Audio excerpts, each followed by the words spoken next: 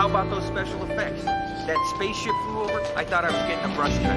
That might be an improvement. So, what'd you think? I thought it was non-stop, mindless violence. Everything a movie should be. Well, I, for one, was quite drawn to the costumes. Costume? Yeah, I found it. And the emotional landscape painted by the acting was delicious. Acting, they could have been robots. They were playing robots. What'd you think? Well, you know, Ray, I couldn't really hear it. There was a huge sound, Fraser. Well, exactly. My ears are somewhat more attuned to the silence of the northern forest. You're living in a city, Fraser. Come on, adjust. Well, I'll try. Look at that. Still at it. I bet you didn't see 5 minutes of the movie. There's something to be said for young love. Yeah, it sucks. I think it's beautiful. How would you know? Don't worry, I'll make it. I agree. What? Well, that man, he seems to be taking an undue interest in that young couple. Well, he's probably a security guard. Takes them for shoplifters. They don't look like shoplifters, Ray. Well, he's a security guard, and so that's sort of like a cop. He's got instincts, and, you know, he thinks it's a cover, and they're shoplifting. You know, I'm a police officer, and I have instincts, and my instincts tell me that they're not in a store and there's nothing to steal. Ah, good point. Taken. They're on their way out. Fraser, car's this way. Fraser. I believe he's following his instincts.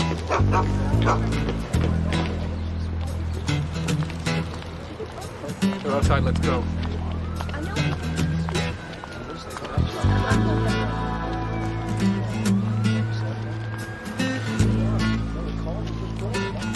See? The guy's gone the other way. Apparently they were unrelated. Let's go. It's cold out here.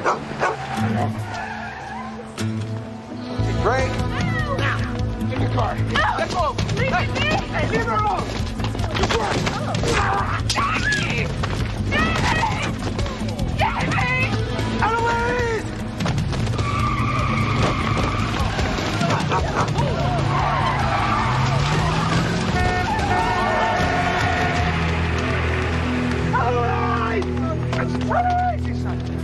Calm down. They got Eloise! It's all right. Get her back. Eloise what? What's her last name? I don't know, I just love her! Beautiful.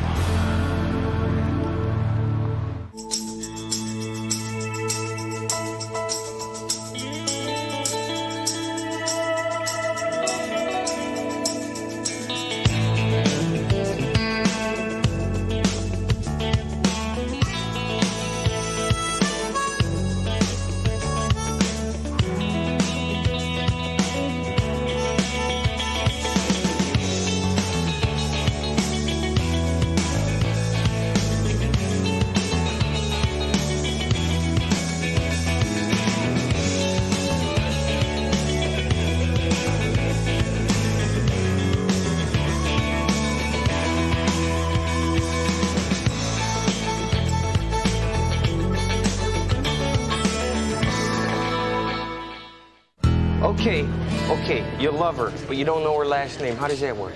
Well, we met at the mall When? last week. Last week. Oh, so this is a long-term thing. Yeah, you think this is funny, man? No, but it would help if we knew something about her. Okay, we met at the mall last week. We went out a couple of times, and she was just, yo, from the first time I met her, man, I knew she was the one. You know what I mean? I knew she was special. It's like no one ever let me feel like that. Never. Love at first sight. Romeo and Juliet. Tristan and Isolde. Abbott and Costello. He's talking about love at first sight, which does happen. Happened to me. That's a crock. Lust at first sight, maybe, but love, no, never happens. I'd have to agree with the lieutenant. What we refer to as love at first sight is actually just a combination of chemical reactions triggered by pheromonal stimulation. Say what? It's about how you smell. Oh, that is so cynical and so wrong. I mean, Fraser, what do you think? Well, there was a lot happening, and the boy was holding onto the bumper, which partially obscured the license plate, but I do know it was a white 1996 Cadillac four-door sedan, and the first three letters of the plate were HAP. Okay, well, I'll just go check that out then. But I do think it happens. You have any proof of that, Constable? He was willing to lay down his life for her. Yeah, I know it sounds like really ridiculous, but she never really talked a lot about herself. Look, you don't know where she lives. You don't know who her parents are, where she works, or where she goes to school. Yeah, but I know she was unhappy, man. You know, she never really liked her life much. Unhappy, is that all she ever talked about? No, we talked, all right, all the time. About? What about us? About the future? Well, the thing is, you really can't love someone until you know them. Sure you can. The hard thing is to love them after you know them. Who's the rose Okay, looks like I got 3 possible matches here, Frisch. A dentist in Bellwood, a plumber in Park Ridge, and the Unfettered Evangelical Church of the Holy Bible. Holy rollers. Well, actually, sir, the term holy rollers properly refers to the evangelical Pentecostals of the 19th century. Whatever, it's still just a lot of yelling and jumping around. Anything else to help us identify? She's pretty. She got a great voice, and she got a great Southern accent.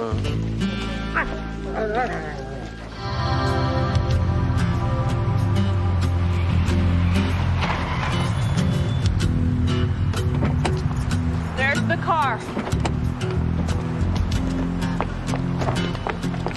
Sir, you needn't... No, Fraser, I've been behind a desk too long. This is exactly what I need. Field work gets the blood pumping. Team car? Very possibly, Ray. These handprints may well have been made by Davy as he was dragged all over Hell's Half Acre. Exactly. Hey, back to the line. Deacon Baker, I think you should probably stay here. No, it's not discrimination. It's Health regulations. health regulations.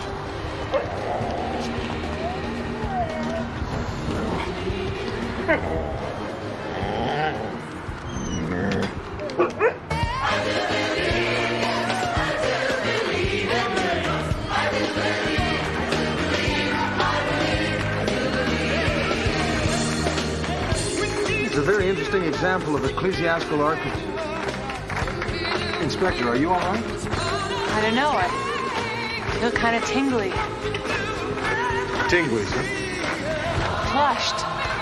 My knees feel kind of weak. Oh, my God. She's alive!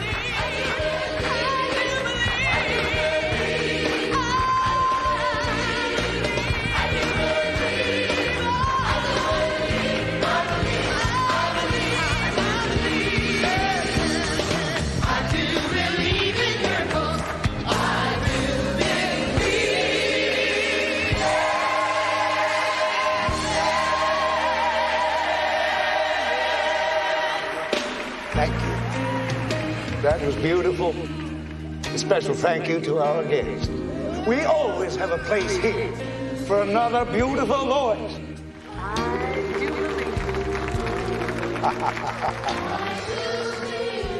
Brothers and sisters, lift your voices and praise the Lord. So maybe we should come back later. Actually, I think the administrative office is right through there. Someone may know about the car. Praise Him with joy. Put it there. Welcome. Welcome to the Unfettered Evangelical Church of the Holy Bible. Thank you. Church is making me nervous. It's an odd reaction. Well, I'm more of a human sacrifice kind of guy. Oh, yeah. Lift your voice. Let him hear you. Ray. What? It's this way. We can move mountains. We can heal the sick. We can live miracles. You know, there are people who think that miracles are nothing but old stories from the Bible.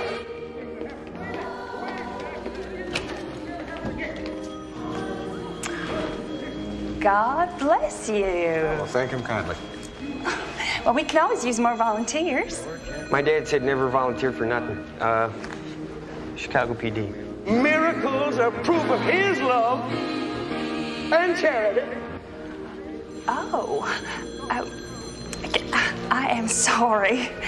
I thought you were here to help with the collection. Collection? Yeah, from our radio audience.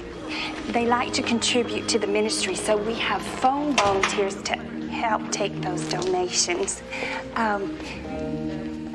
It makes them feel like they're actually here at the service. Miracles are ours for the asking. You own that white Cadillac out there? Well, the church owns a number of vehicles. We have reason to believe that a young woman may have been abducted by men who were driving that particular car. Well, this is a church. Constable, is it? Yes, my name is Constable Benton Fraser, Royal Canadian Mounted Police. I'm sorry. We don't go around abducting people. Oh, that's a commendable policy. Well, she's a young girl about 5'3". She's really, really beautiful. It's got long blonde hair, and there's something about her so special. You know this girl. Oh, I love this girl. Okay, whatever. See, the point of the fact of the deal is we got to find out who's driving that car. Well, I don't imagine anybody was, Detective, because we're having a survey. Let him hear your voice. And God. Okay, do you have a record, a vehicle log, anything like that? No. Would you mind if we just had a look-see? Well, this is private property, Constable. But we don't have anything to hide. I'll be happy to show you. Hey, there he is. Hey. Hallelujah. Hallelujah.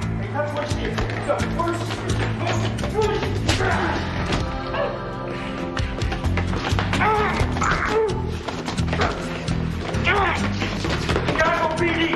Up against the door. Come on. Yes, ma'am. You know this man? Why, yes, he's one of our larger assistants. Assistant, you just kidnapped the girl off Maitland Street. Eloise. Yeah, Eloise, yo, you heard me. Eloise is my daughter.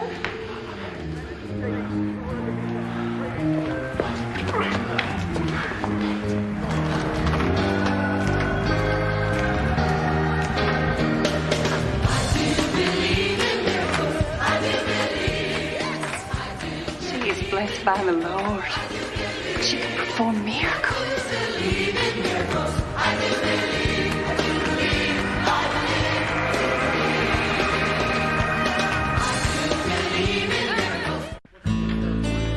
Here's your statement. Read it and sign it. Okay, so you had no idea she knew this guy that put her in the car? I'm telling you, I never seen him before. She never mentioned it. Okay. This is your permanent address, right? Yeah. Forget it.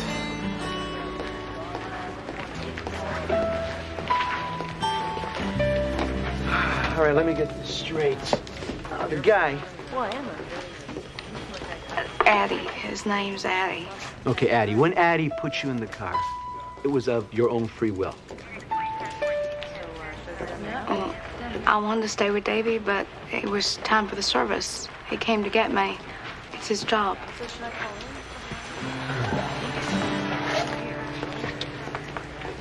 He's not in any trouble, is he? Kind of like him, huh? I know it's wrong. No, it's not wrong. I mean, you know, he seems like a nice-looking guy, kind of sweet. It's wrong for me. I belong to God. What do you mean, like a nun or something? I've been blessed. I can heal the sick. Really? I mean, for real? Not, you know, fake or magic or something? I can do it. Wow. That's great. No, it isn't. I mean, I know it's a gift and all, but to be perfectly honest, it's real hard. I don't have much of a life of my own, and I thought with Davy, I don't know why God gives me these feelings if they're so wrong. Well, couldn't you just, you know, heal people and have a boyfriend too? I have to be pure. Oh. Wow. That's really too bad. I should never have talked to him, gotten to know him, and this wouldn't be so hard. Have you, known very many guys? I've been raised up in a church all my life. He's the only one. Yeah, that's what I kind of thought.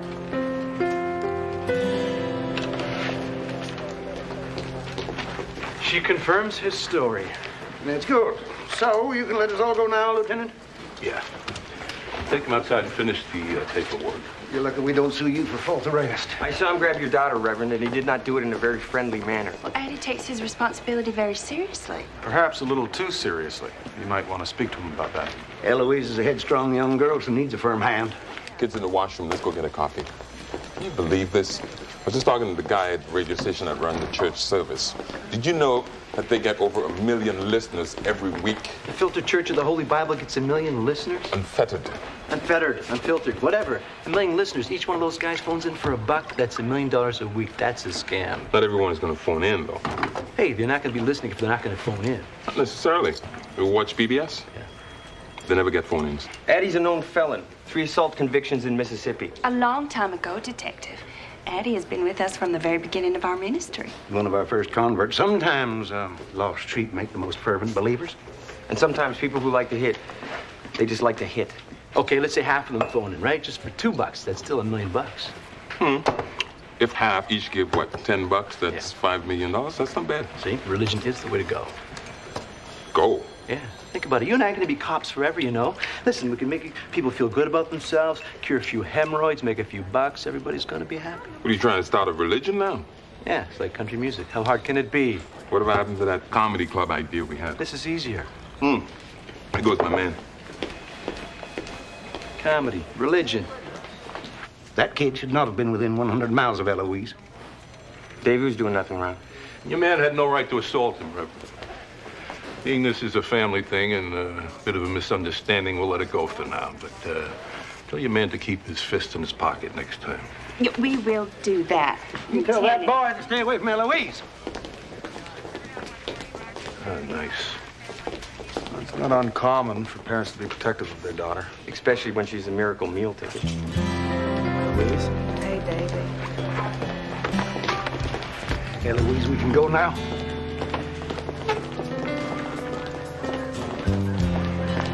Eloise. Hey! Eloise! No, Davey. You can't see me. You gotta stay away from me. Eloise, no, I can't do that. Step up. Don't touch her. Stay away from her. Take it easy. If he comes near me again, I swear to God, I'll shoot him. You're pretty tough with kids and dogs. How about me? Come on. He went after me first. You keep him away from me and my daughter. Daddy. Right now. You keep him away. You keep him away. I won't be responsible. Let it go, detective. You okay? Fraser's here, all right? You know, she is such a nice kid. I feel really sorry for her. Why? Well, she never goes out. She's never been to school. Her parents keep her locked up in that church all the time. What kind of life is that for a kid? I mean, really, what kind of parents would do that?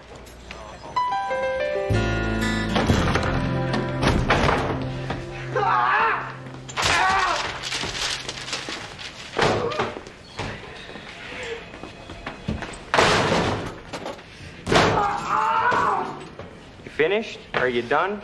Look, I'm trying to help. Here's the deal of the thing. She's 17. Her parents don't want you hanging around, so you got to stay away from the girl. I can't, man. Look, I know what it's like to be in love and lose the girl. You think that your life is over, but it isn't. How would you know? Because it happened to me. Yeah, what'd you do? Well, this and that. And then I got... What? I got married. You didn't even lose no girl, man. Yeah, but eventually I got divorced. So what, you get over it? Look, the point is, look, you keep hanging around there, she's gonna press charges. Look, I pulled your file. Drug possession, break and entry, shoplifting. I was a kid, man. I was 12 years old. Look, that doesn't matter. Mr. and Mrs. Reverend file a complaint, you go down. Looks like they started in Georgia. And at the age of 7, she apparently cured a deaf woman. Yeah. After that, the Reverend's church thing really took off. Went from a traveling tent show to a huge radio ministry in 5 years. Now they're looking at TV. Well, isn't that very expensive? Yeah, but when you got thousands of people mailing you money every week. You think she's for real, Frase?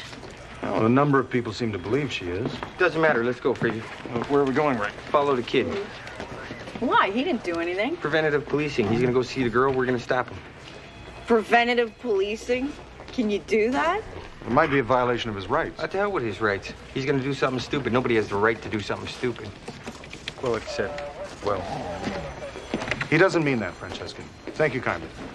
Anytime, Fraser.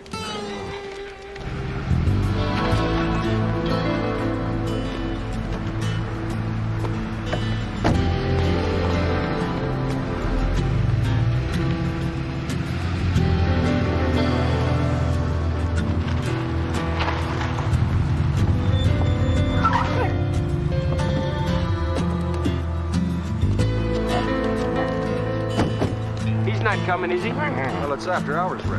Oh.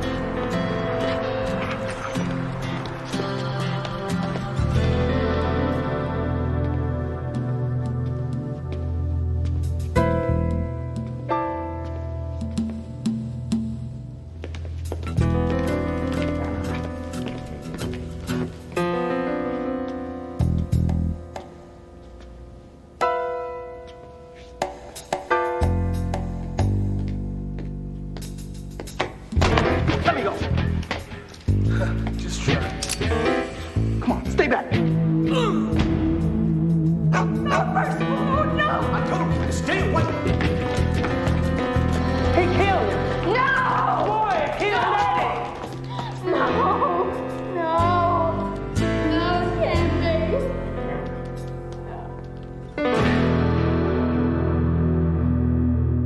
Davidson Abelard. Yeah, he's got a record. Put out a picture in an APB. No, not much doubt. The murder weapon was... He came in the door, and I don't know what was on his mind. Maybe he wanted to kill us. Then what?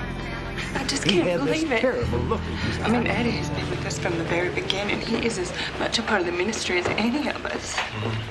You said there was a fight? Yes.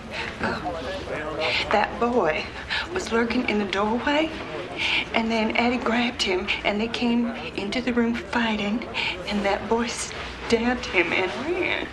Eddie was a good man. Excuse me, what is that?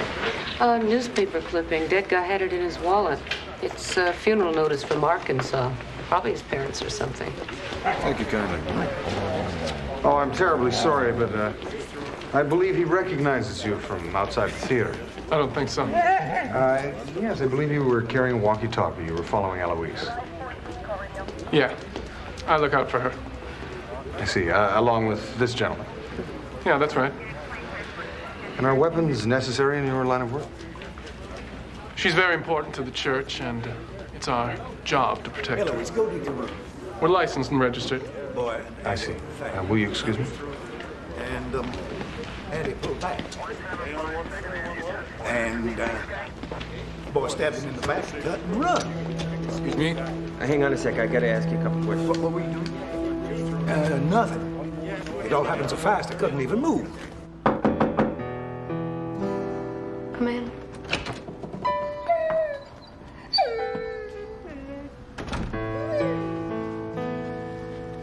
Are you all right?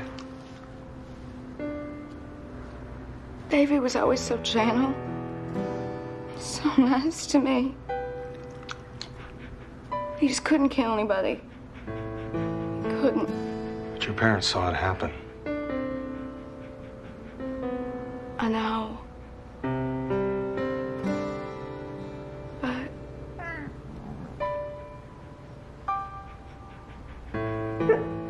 how can I be so wrong about him? About everything. It's difficult to know people, particularly if you lack experience. It's all my fault. No. You know, you can't be expected to predict the future.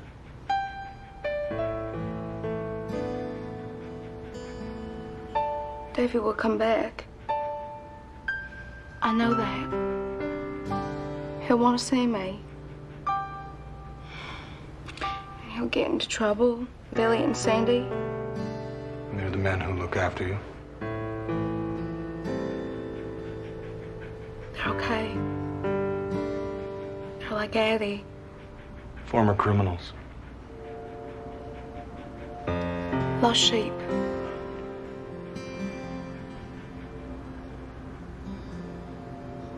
They kind of scare me. I couldn't stand it if David got hurt. I'll do what I can.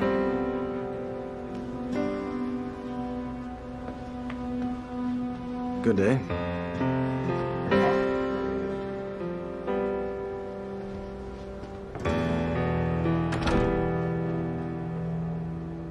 Fraser, we can't just sit there and wait for the kid to show up.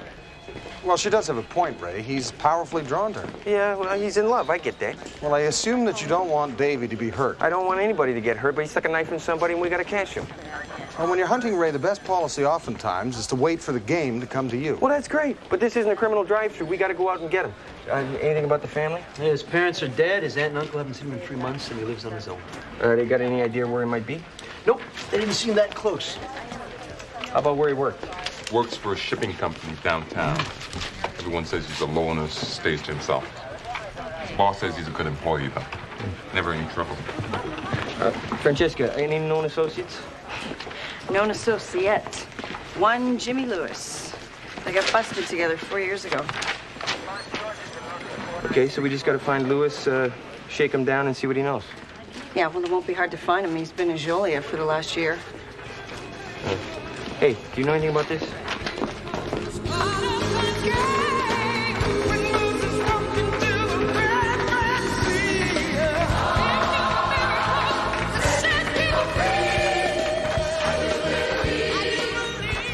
So how long before the game shows up? Hunting requires patience, Ray. Go, Thatcher, go. She does seem powerfully drawn to the music, as though it touched something deep within her. I do believe in miracles. I do believe.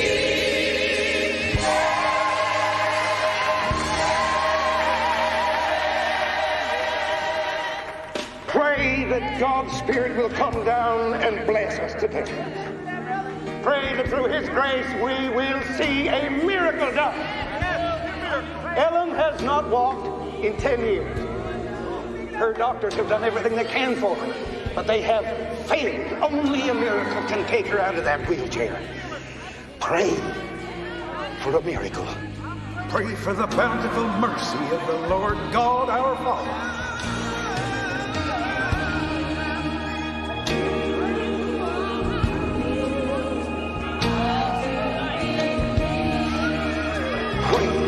God will reach out through Eloise and touch this poor, troubled woman.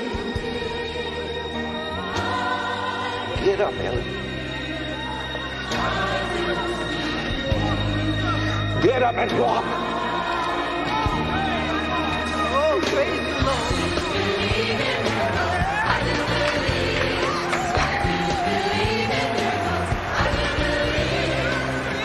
Let us give thanks to God for the miracle that we have seen today. I do believe. You do believe. We all believe. We believe in miracles. We believe in the miracle that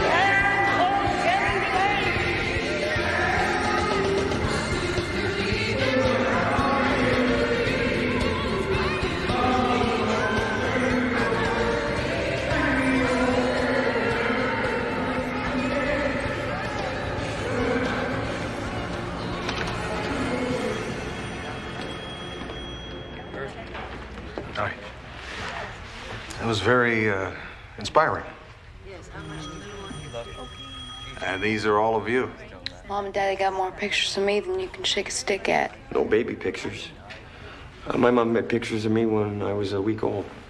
I hate that. When did you perform your first miracle? When I was 5,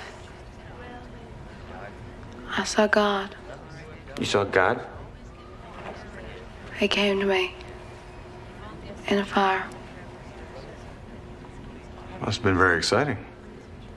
And the miracle you performed today, the woman just didn't seem to walk very far. Yeah.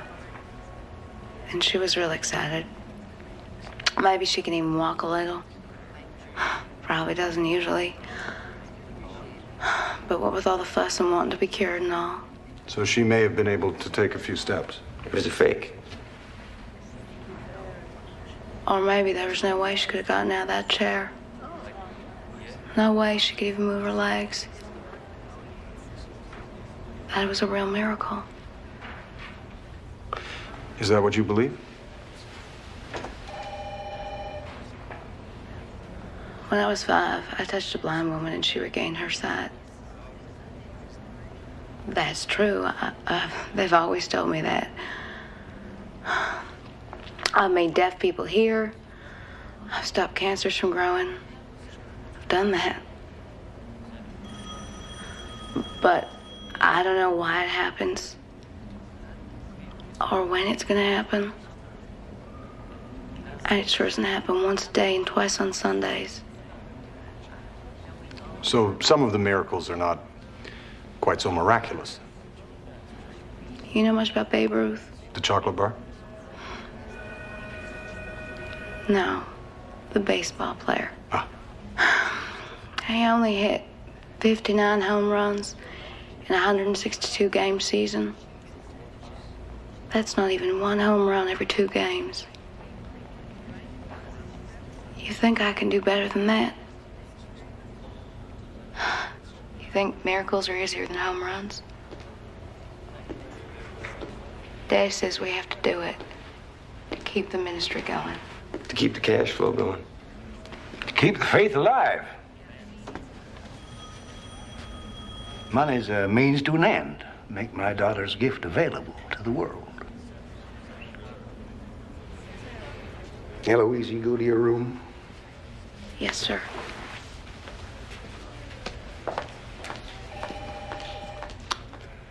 Don't cast your doubts on her mind. You have no idea of the damage you could do. With respect, sir, I think the doubts are already there. Do you have any idea what a delicate thing her gift is? The gift of making money? If you choose not to believe, I can't help you. But we bring miracles to people who need them. The world needs that.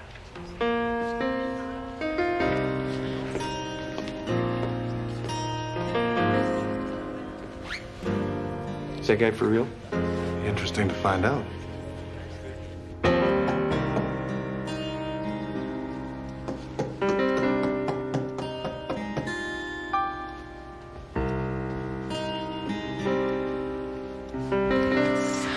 Davy.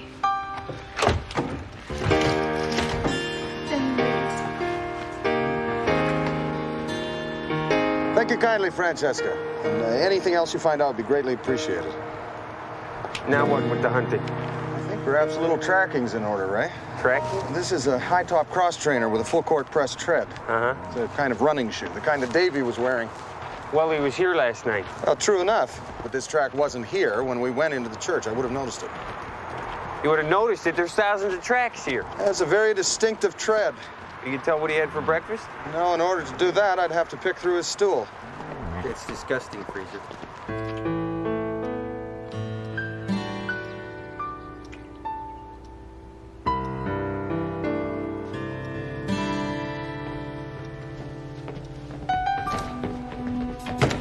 Davy, run!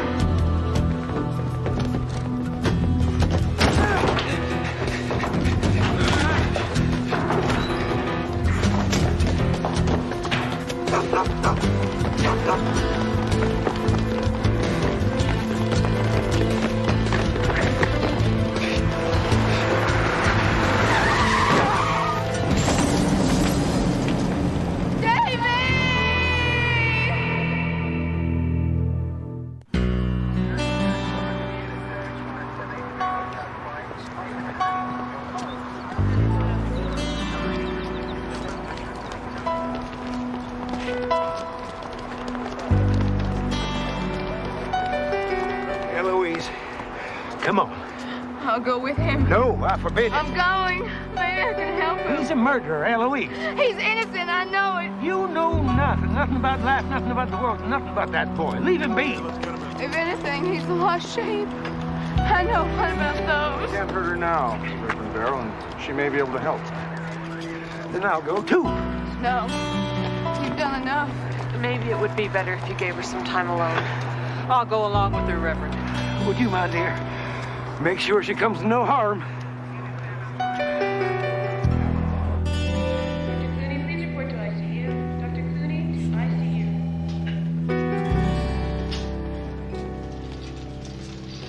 Yeah.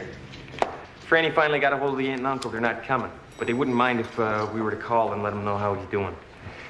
How is he doing? Doctor said he's going to come out and tell us. Now, you know, Ray, surgery does take time. I've been praying to God, but he won't answer me. You know, it has been said that God does answer prayers. He answers each and every one. That's just that oftentimes the answer is no. Well, he's never said no to me before. He always comes through in a fire. He can't let Davy die. And Davy's a strong boy.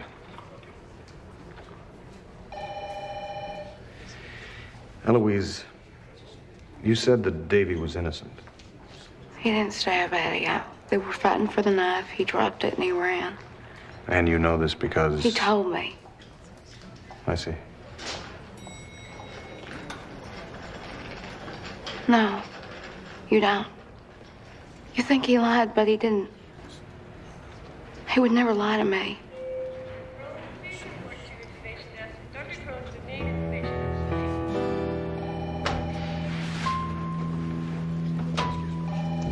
Ray, there's a couple of things I should look into. I'll wait here and regulate his progress. Good. Will you stay here?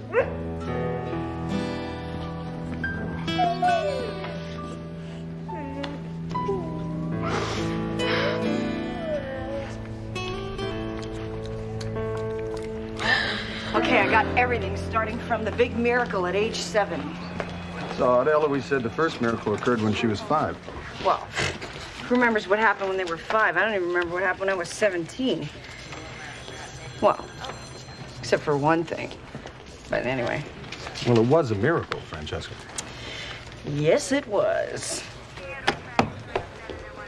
Oh, well, okay, but hers couldn't be much of a miracle because they didn't even report it, and they report everything down south. Miracles being top of the list, and fires being the number 2 attraction. This is the obituary the dead guy was carrying. The young couple died in a house fire. The fire occurred when Eloise was 5. What is it, French? Just looking for a miracle, Francesca. A miracle occurred in McKinley, Arkansas, in 1984. I don't know what you're talking about. Well, I think you do. A 5-year-old girl cured a blind woman. I don't have to listen to you. You know, your story and your husband's differed slightly over Addie's death. And at first I put that down to confusion arising from shock, but I think you and I both know it was something else. Detective Vecchio. How's he doing? He survived the surgery. Frankly, that was a miracle considering all the blood he lost. So he's gonna be okay? Well, it's a little too early to say. Can I see him? Are you a relative? Yeah, she is his sister. Adopted sister. All right. We'll have him in a room shortly. Thank you.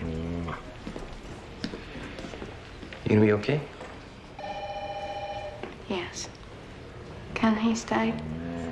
Yeah, but you're gonna have to sneak him into the room because I don't think he'll pass as a relative. Vecchio. I assume I have the basic parameters correct? Yes, Ray, Mrs. Barrow is prepared to make a full statement. Right. They weren't just ignorant trash. They would have squandered that beautiful jewel that they were given by God. I see. Elliot. Elliot. I'm in the quarters. Get everybody over here, quick. Perhaps we should go. Oh, dear. I imagine you've thought this through clearly? Yeah, I believe I have. Sandy, it's too late for this. Shut up. You know, sir, at the moment it doesn't appear that you're involved in any serious criminal activity. Perhaps it would be wiser to keep it that way. Well, it seems to me that Addie was on a pretty serious gravy train. Now it looks like I can get me a piece of that. By eliminating me. That's good thinking. I see. Well, he has thought it through clearly.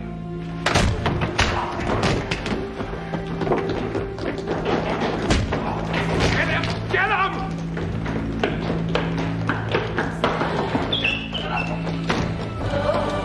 Listen to the voices of God in song. Listen, even as He listens. Listen, children. Listen to the... Listen to the love in the voices.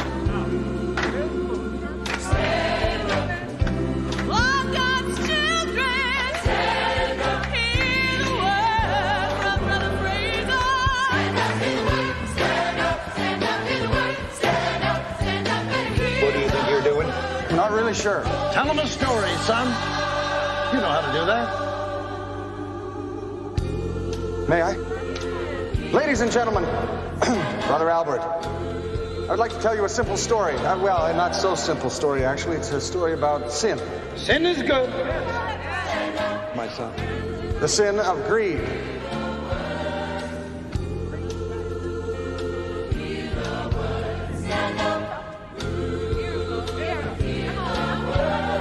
If there are any among you out there who believe that the sin of greed is something overlooked by the heavens above, then you are wrong, for they see everything and overlook nothing.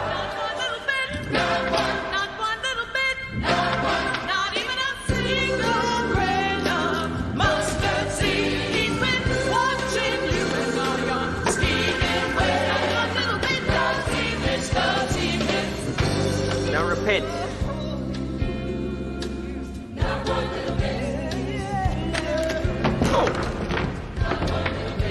And this story is one that Brother Albert knows well. It's a story of Eloise, a young girl who's performed miracles right here in this hall of God. No, Brother Albert, please stay with me. You can help me tell this story. As you know, there was once an itinerant preacher out of Arkansas, a man who was small in faith, but great in his greed, so great in his greed that he stole from his God.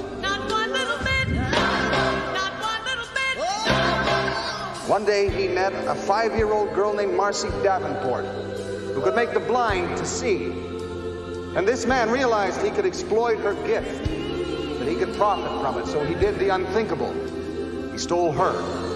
He stole the miracle girl and he set a fire that killed both of her parents. That is a patent untrue. That man is lying. Disgusting lies stuffed in a red crimson bed. It's a tunic, actually. There was a witness to his dark deed, a blackmailer who bled the man dry even as the young girl made him rich. And then one day he saw his chance. The blackmailer was struggling with an innocent young boy. And so this false man of God rose up and slew the blackmailer. Now, we all know who this man is. We all know what he has done. The law can only punish him for his crimes, but a higher power will punish him for his sins. There's nowhere to hide, Reverend. You've been healed.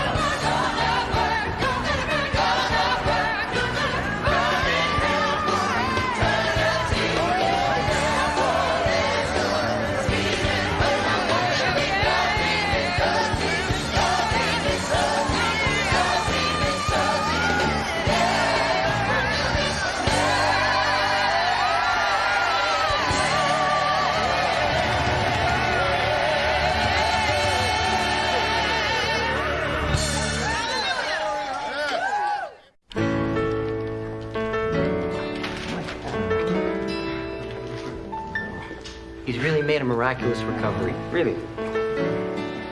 You mean like a real miracle? You're not just saying that? Like somebody'd say like the Immaculate Reception, like that? You know, what I mean is I'm his doctor, and I don't know why he's still alive. And that's pretty strange? Well, I don't know about that. I'm not sure why most of my patients survive. Medical humor.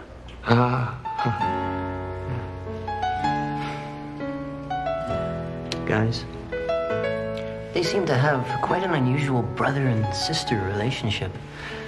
Perhaps you could try and get them some help. Yes, Doctor. Yeah, we will. Thank you kindly.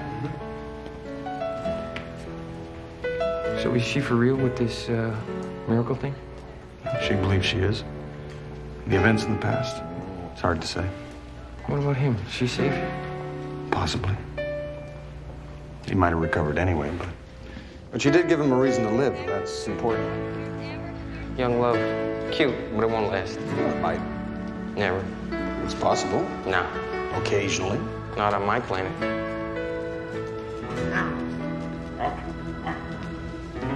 Deep believes it will.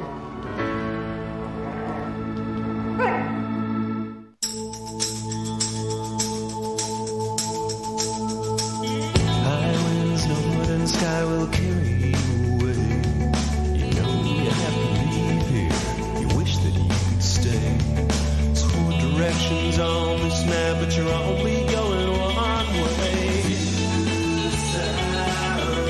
Pass away, I'm going south. South of my traveling shoes are now all the way.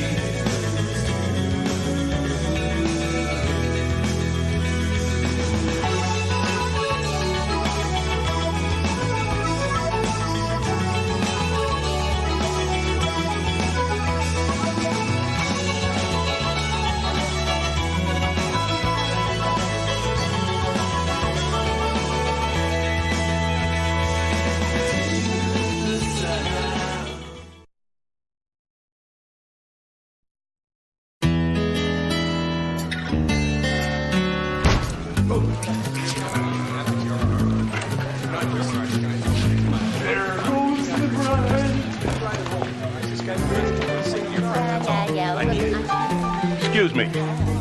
Carry on. Ow! Sorry, sir.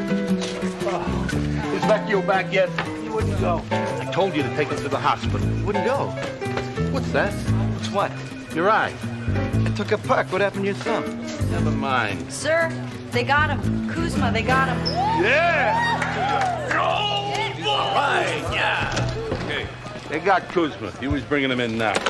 5 minutes alone with him is all I want. How's your ear? Look, I'll live. Just 5 minutes. No, you're off the case. Wait, I'm off the case. Why? What? Why? Huey's collar now. Look, Kuzma was my collar. I had him. Yeah, that's right. You had him and you lost him. But he practically bit my ear off. Exactly. Now go home. There's nothing wrong with me. Oh, yeah? You're fine, huh? Good. Make yourself useful. When the feds find out we got Kuzma, they're going to turn this into a circus, all right? Let's see how fast you can clean this room up. How about a general amnesty? Okay, Stanley Smith, you are our next contestant on Prison Life. Come on down. You Stanley Smith? You stay. Okay, you can stay cuffed to the chair all day. All right, yeah, it's me. Come on. Cuffs are starting to hurt. Yo, what happened to your ear, man? I asked too many stupid questions like that. All right. Hey! Oh, settle down, son. Yo, man, what are you? I'm a Canadian. Thanks, Fraser. You're welcome, Ray. What happened to your ear? It's a long story. Michael Johnson here goes into number one. Oh, just a second. Sorry, sir. This is a non-smoking environment. Smoking dumbass! You know, Ray, that thing with your ear, it kind of reminds me of a wrestling match I once saw on Great Slave Lake where Yukon John actually bit off Haystack Calhoun's ear. Although my friend Inusuka knew of such things, he said it was entirely fake and that the next night, Haystack Calhoun would bite off Yukon John's ear. What is the point of that story? It's just an ear anecdote. Look, they are taking my collar. Adolf Kuzma is my collar. Hey, y'all, man, what's up? You guys for real? Hey, we ask the tough questions around here. Keep your feet off the table and shut up, Holmes. All right, possession of burglary tools, attempted theft, auto apprehended inside a 95 Mercedes 280 SL. So I was just looking for a place to sleep, that's all. So you broke into a $100,000 car? Yeah, I did. Give me my lawyer. Oh, you got no place to sleep, but you got a lawyer on retainer. That's a good one. Kuzma, you little freak show. Come on. Hey, freak show. Hey, come out of here. Come on. Put him down, won't you?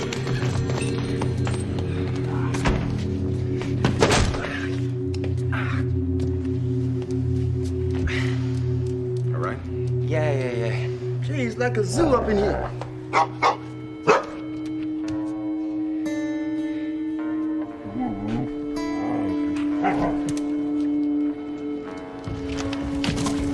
What's going on?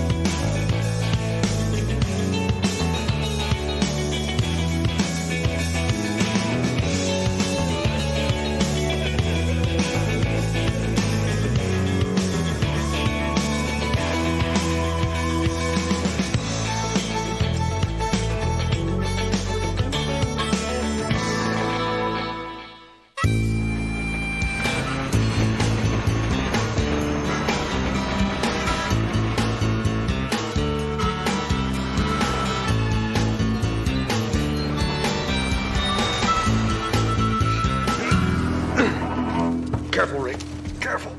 Like I'm gonna hurt him. No. You're just standing on my foot. Oh. Let's set him down. Whoa, sit down, sir. And sit down slowly. Sudden movement set him off. Okay.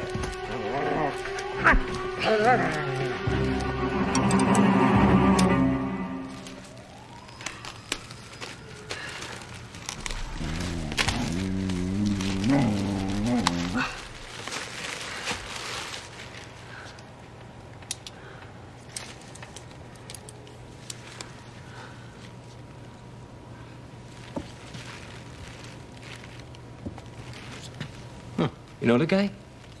No, I don't believe so. What's with the whom? Oh, it's just interesting smell. Hey, you guys, man. You guys look a little busy, you know what I'm saying? Why not just split, man? Look, shut up and sit down, or you go in the wall. Yeah, right, okay. All right, I'm gonna go get Welsh. Why? Well, obviously, we got a dead body here. No, right you are.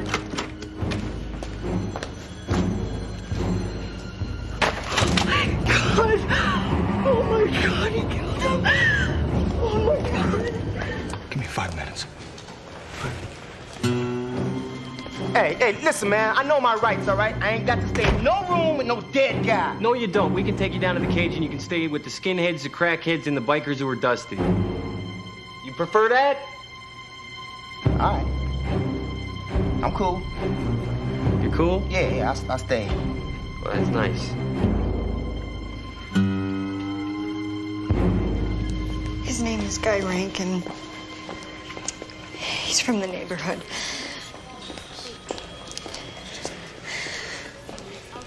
We heard that he was into a lot of bad stuff, but you hear a lot of things.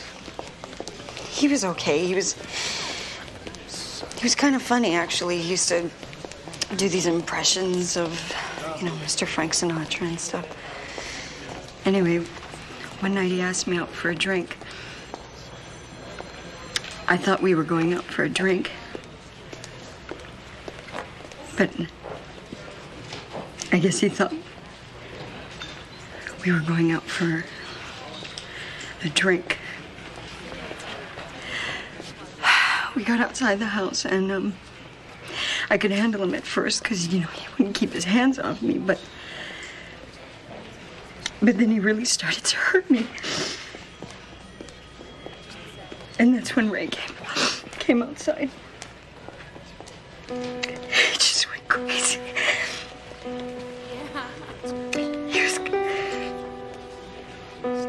He was like, Sonny in The Godfather, you remember?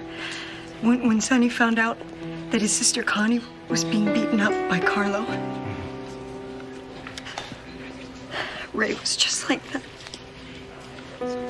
I had to pull him off so that guy could get out.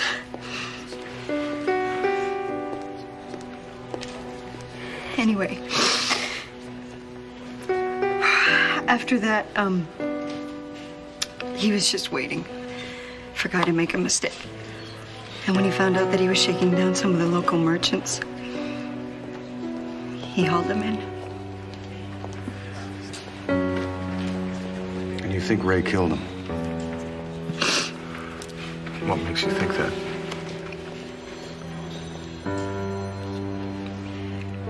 Because he said he was going to.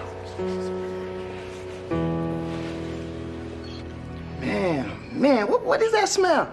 Dead guy, they smell. No, that smell. It's shellac. It's made out of bugs. It's very effective as a wood treatment for protecting wharf pilings from the effects of permafrost. Fraser, what the hell is going on? Yeah, Fraser. Ray, can I have a word with you in private? You sit there. No. Whoa. No. I ain't got to stay in no room with no dead guy, all right? All right, this is crude, unusual punishment, okay? This is America, and I know my rights. Oh, they always know their rights. How about the rights of the guy with the Mercedes? You don't need no rights. He got a Mercedes. Sit there.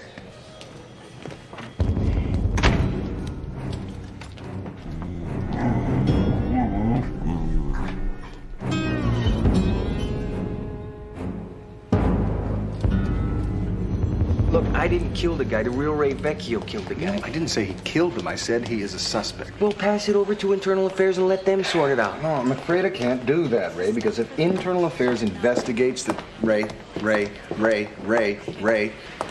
If Internal Affairs investigates, they will undoubtedly discover that you are not the real Ray Vecchio. Maybe. Personally, I don't give them that much credit. Well, perhaps, but let's just say that it becomes public that you're not the real Ray Vecchio. That will probably put the real Ray Vecchio's life at risk. What am I supposed to say? Better him than me? No, of course not. What are we supposed to do?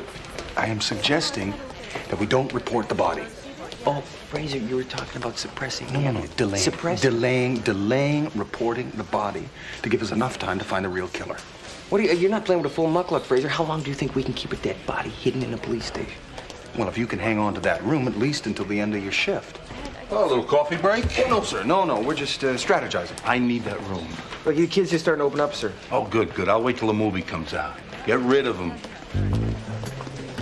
Sir, I wonder if I could perhaps have a word with you. I am very busy, Constable. I understand that, sir, but it's extremely important.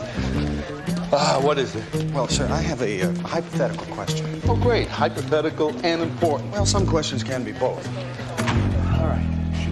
All right, if the need were to arise, sir, to speak to Ray Vecchio, the real Ray Vecchio, in person, would that be possible?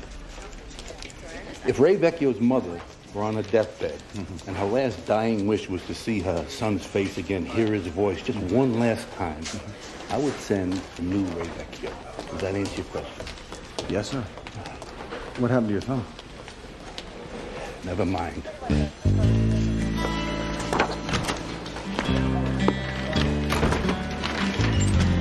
I printed this up, but I looked for the file. I can't find it anywhere. By name, by date, nothing. You sure he was booked? Yeah, I'm positive. All right. Oh, but I did find this. You were right. Thank you. You'll keep looking for the other files? Yeah, of course. Thank you kindly, Francesca. Fraser. About what I told you before. You won't tell anybody? No, of course not. Okay. It's just that those things are really kind of personal to me, and I just hope that you won't think any less of me. No. I just felt like I could really talk to you, you know?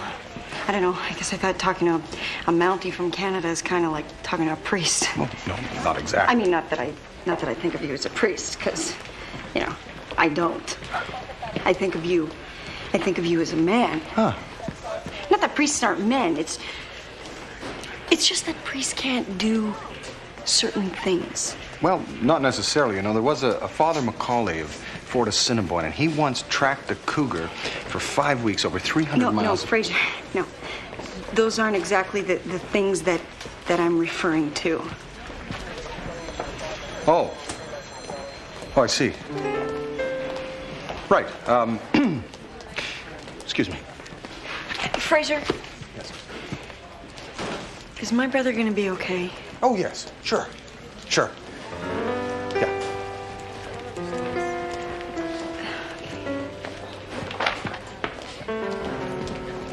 Can't just be doing this, man. Can't just hold me. You know what I'm saying? This is what they do to people in places like Sweden and Canada and all them other torture places. Hey, look, I played by my own rules.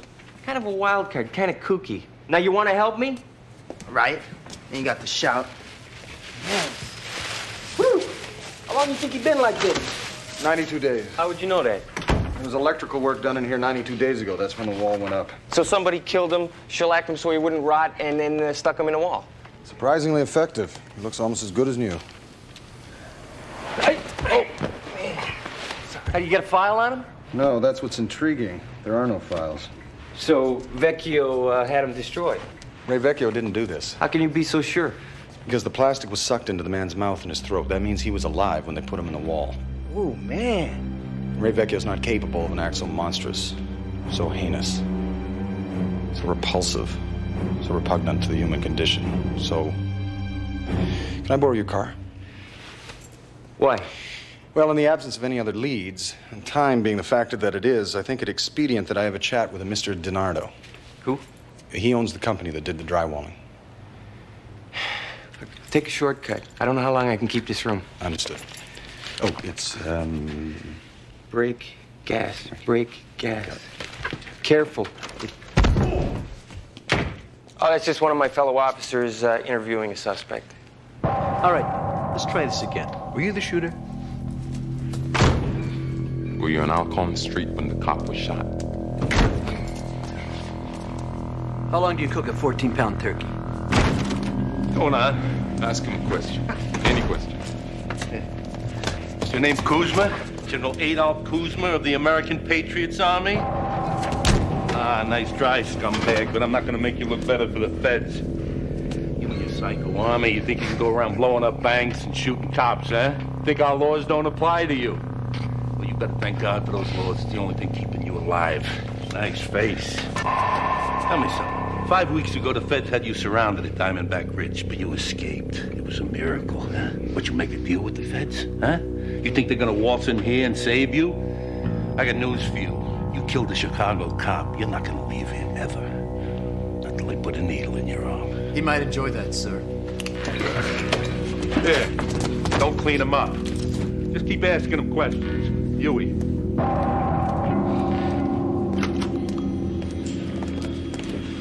Did he say anything in there? Did he ask for a lawyer? No, I think he's going for insanity. Sir, FBI's on the phone. All right, see if you can locate the whereabouts of Assistant State's Attorney Kowalski. All right? All right, the games begin. Get him talking about something. Doesn't matter, okay? If we can get him started, it'll give us reason to keep the feds out. I don't think he's going to say anything. Get him talking. All right? Look, I imagine the feds, within the hour, will be here to see our friend Kuzma. I want to be privy to that conversation from in there. I need this room. Yes, sir. You didn't know? Margaret Moynihan told me. Well, she heard it from Jerry Kovacs. Yeah. So what did he do anyway? Well, we're not sure exactly, but if you could just cast your mind back 92 days ago. 92 days ago. That would be Tuesday night, wouldn't it? Yes. See, I know that because Darlene Carmichael in accounting, she had her baby 3 months premature. And I was just saying to Lori and personnel how the spicy pizza we had at the shower, which was on a Tuesday night, probably induced the contractions, you know, causing the premature labor. Yes, I'm quite sure you're right. About the man in the picture. Oh, yeah. Yeah. Let me think about it. Right. Thank you, kindly. No problem. Listen, if I come up with anything, I'll give you a call. District 27. Back. In.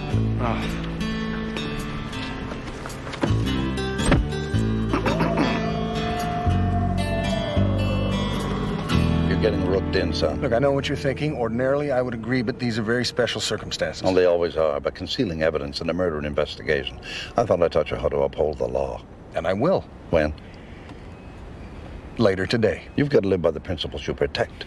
Otherwise, everything caves in like an igloo during spring thaw. Look, I know what I'm doing, Dad. You have to trust me. Oh, no, that's where you're wrong. I don't have to trust anyone anymore. I'm dead.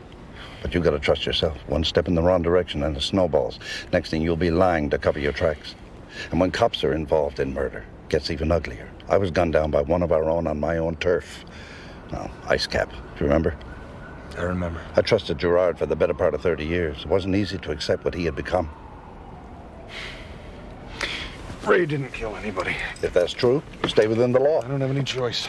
That's where you're wrong. You want to know something, Dad? Great. I'm sorry I yelled at you. I didn't realize he was back there. All right, here we go.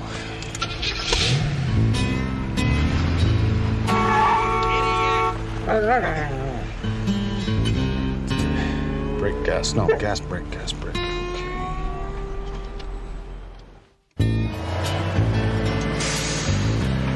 Yeah, Frank, don't worry about it. I mean, if your kid's sick, your kid's sick. Nothing you can do about it. Yeah, take a couple of days off, all right? Good man.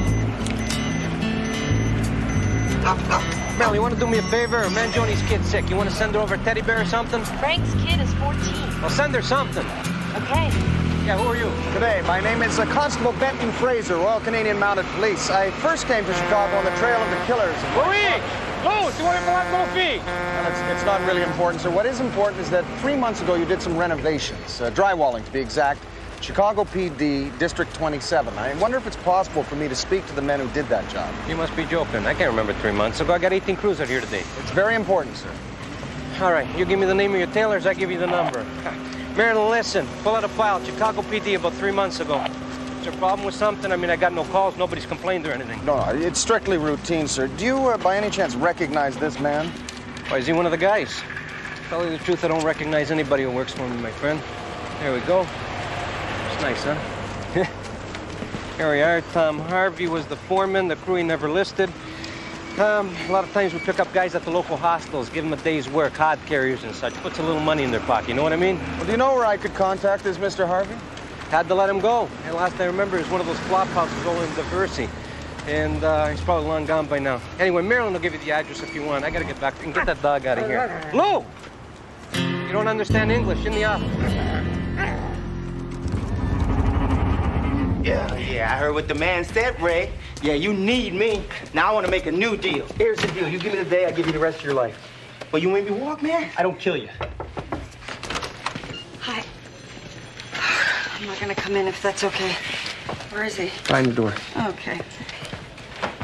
I found the rank and file misplaced way at the back. Thanks. Assistant State's Attorney Stella Kowalski. Was Stella's case? Hey, is Fraser back? No. Okay, Ray didn't do this. Ooh, yeah. Hey, let me ask you something. She just said Ray didn't do this. Right. I thought you was Ray. Like there's only one Stanley Smith in the world? Yeah, that's true. It's a babe, though, huh? You know, the file lady. Hey! That's What? my sister. Oh, I'm sorry. I didn't know. Extortion. Carrying a concealed weapon. Resisting arrest. And he walks? Yeah, well, like me, he probably had no evidence. Eyewitness testimony. Marked bills. Wiretap. It's as good as it gets. How the hell do you walk on charges like that? What, you asking me? You want to help me or do you want to stare at the dead guy all day? Yeah, that's true. All right, check this out. Maybe he got off on one of them technicalities. Yeah, like, what? I mean, he was here on the day that the wall went up, and he got a walk. Well, yo, he didn't walk too far, you know what I'm saying?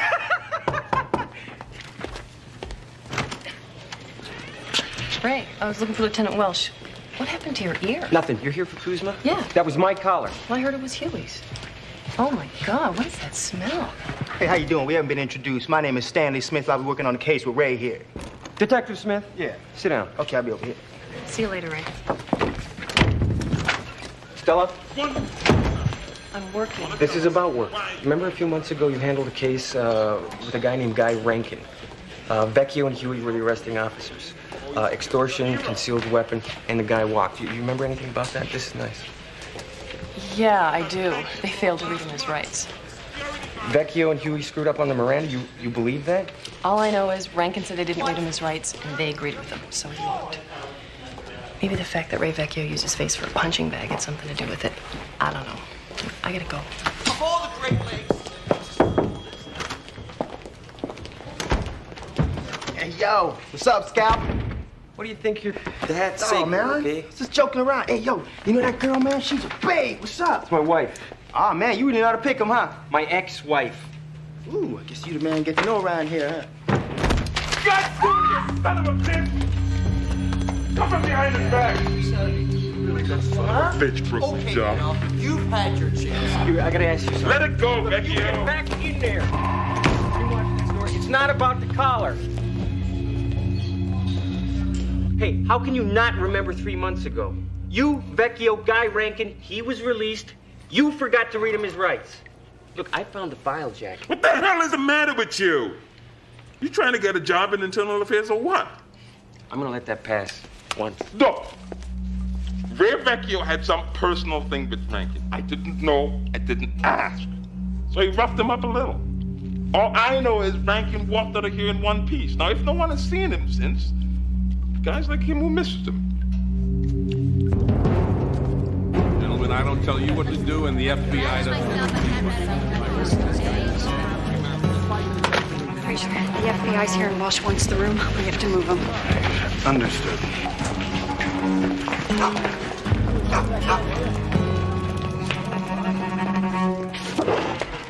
She's no Rita Hayworth, but she gets the job done. You know, Ray, I had another friend, well, acquaintance, really. Anyway, one day he was fishing, and he ripped his ear off with a hula popper. Code, please.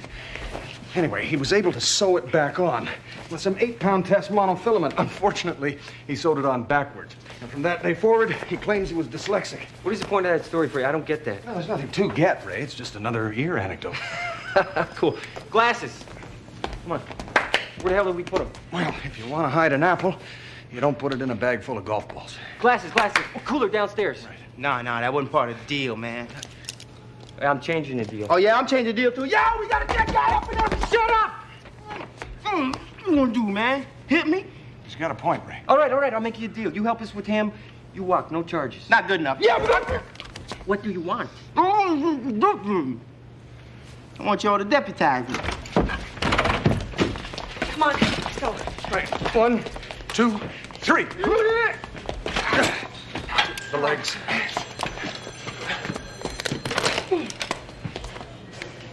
Oh. I can devone a whole chicken in under 3 minutes. Okay, let's go. I know he was a miserable bastard, but when I'm dead, I hope no one's rolling me around in a funny outfit. Mr. Smith, did you get the elevator? That's Walsh. Oh, God. Francesca. Vecchio, where's your prisoner? In the can, sir. All right, we'll set up right in here. Look, this is stupid, Fraser. It's not gonna work. How the hell do you think that this is gonna... Just stay the course. Ray Vecchio's life may well depend on what we do here today. Godspeed. Godspeed. Smith!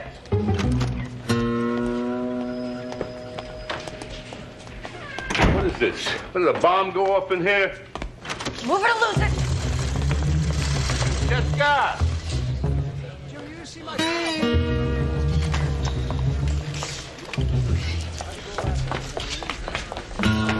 Where is it? Around the corner.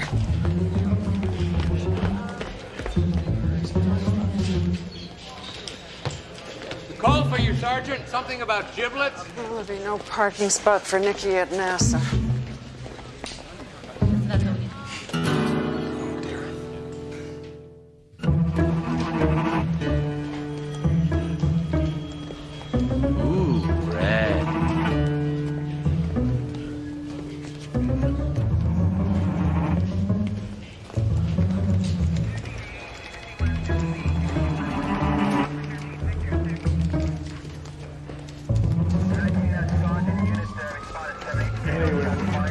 Better here. I says to Smokey, I said, I never even been in the freaking woods. Hey, we was just talking. He was trying to get me to go on with the patch. Good idea. Hey, I'll see you, pal. I'll call. So long, buddy. I'll call.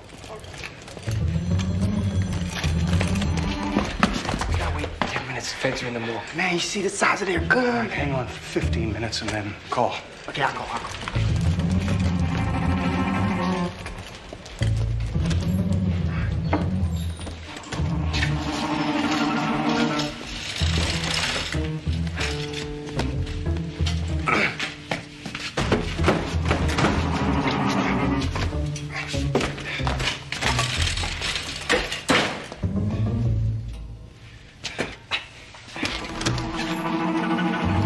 Be right with you.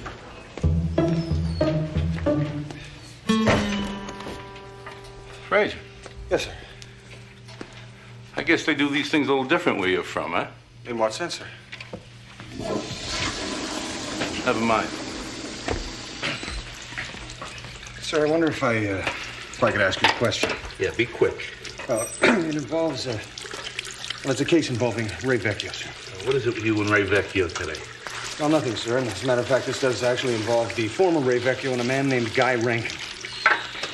Leave that one alone, Fraser. Why is that, sir? It almost cost Vecchio his badge. He almost did time. The only reason he's still a cop is that this guy Rankin disappeared, and it's best that he stays disappeared. Oh, God, what, is something dying here? Better lay off those moose burgers. Yes, sir.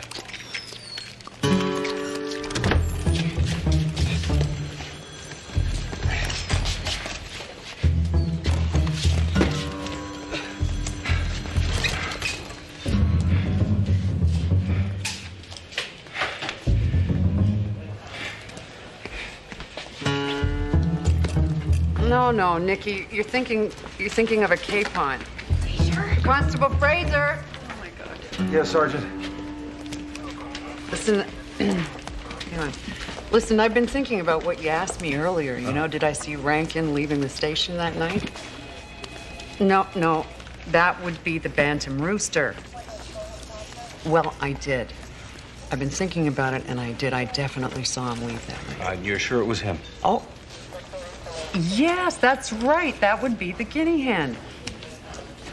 He was one of those kind of guys, you know, kind of different looking, odd like. I don't forget a face like that. Right, well, thank you. You've been very helpful. Well, anytime. What's wrong with him? Oh, nothing. No, he's sleepy. Really sleepy. Yeah, 3:25 for about an hour and a half. Come on, Adolf, talk to me. Maybe we should just hand him back over to Chicago PD. Yeah, it looks like they know what to do with him. You know, you killed one of theirs, Sonny boy. They're dying to get their hands on you.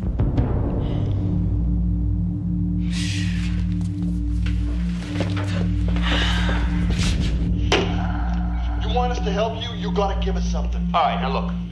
We let you off last month on the condition that you give up your partners, not so you could go shoot a cop. Now, we can help you with that, but you've got to guarantee that no one finds out about our deal, and you have got to tell us about your partners. Oh, mommy. Go get Assistant State's Attorney Kowalski fast.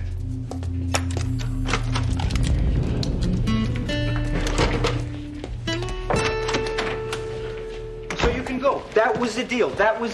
So you can go. So go. Okay, but I gotta make that call. No, I'll make the call. Yeah, but you said I could make the call. No. Yes, you did. No, I yes, didn't. you No. did. You said you were gonna make the call. I just didn't say no. Well, so what, man? That's the same thing as saying yes. No, it isn't. That's the same thing as ignoring you. Okay, make the call. Yeah, right. Woo. Oh, what's that number again?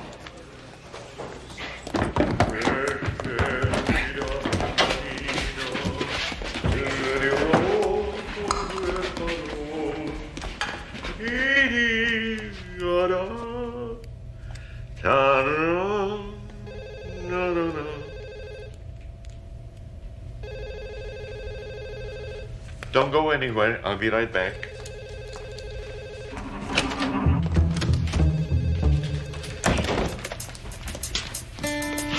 Hello? Oh, yes, the offer is still open. These sheets have seen better days. Right. Let's go.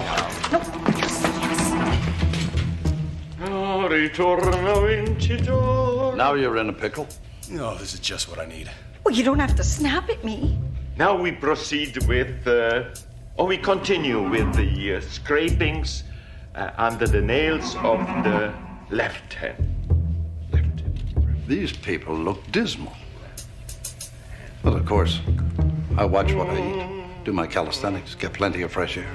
At least they know their place. Well, what's that supposed to mean? It doesn't mean anything. I'm sorry. It's okay. I'm kind of on edge, too. You are? Yeah, well, actually, I find this kind of thrilling. You know what I mean? Carpe diem, son. I'm thrilled, I guess is the word. I mean, my breath are short little months, and being around death is just, it's so forbidden, and it's just kind of exciting. You know what I mean? I like it. Well, yeah. You know, some people, some dead people, they are exciting. And some dead people are not exciting. Who's that? It's me, Mort. Constable Fraser just wanted to see the morgue. Well, we selected a good day. We have a full house. Traffic jam. A postal worker gone totally berserk. I don't know what's with the postal department. What drives perfectly good people to desperate acts? How hard can it be delivering mail? Oh, well. See you around. Okay, bye. Now we are going to go to the right hand.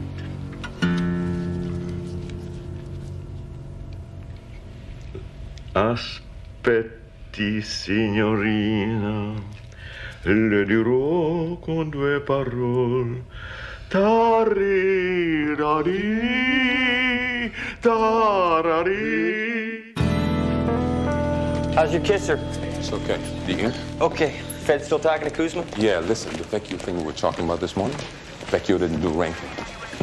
How can you be so sure? Lieutenant Welch made us follow up on it. We talked to his landlord. He said he saw Rankin a couple of days after we released him when he went around to collect his rent. Man, a couple of days after the walls went up? That's a pretty neat trick, huh, guys? What are you talking about? What wall? Kid's a psycho. Yeah, you ought to be in the bucket. Did he say who the landlord was? Offhand, I don't remember his name, but he was the same guy that did the renovations on the interview rooms. He owns a building over on Oscar Street. He lied to me. That in itself does not prove anything. Shows he has a guilty conscience. Let's get him in here and mess with his head. Yeah, you guys are so cool, man. Sort of puts things in a whole different light, wouldn't you say? Obviously, Agents Ford and Dieter were not aware that the interview was being taped. Well, I don't want to make him feel self-conscious. You know, candid camera approach. It appears that Mr. Donardo has priors, assault on a couple of his tenants. He's coming in. What'd you tell him? Well, it pains me to admit it, but I lied to him. Oh, nothing happened, did it? You know, you weren't struck by lightning. The sky didn't fall in. Well, not yet, but it might have. It might well be the start of the slippery slope. Oh, yes, I believe you're going to hell in a handcart. It's not something to laugh about. I might well be. Oh, listen, the fellow you were with earlier, what was his name? His name was Guy Lombardo. This doesn't ring a bell. It's illegally obtained evidence. They had a reasonable expectation of privacy in that room. No judge in the state will allow it. But I don't have to play it for Judge. I only have to play it for the deputy director of the FBI. That's blackmail. I can't be involved in that. Lieutenant, I need to interview one ASAP. Oh, be my guest. I'm through with it.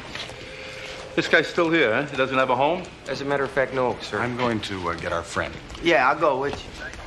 Wait. Fraser. It's all right, Lieutenant. All right, tell Ford to come into my office.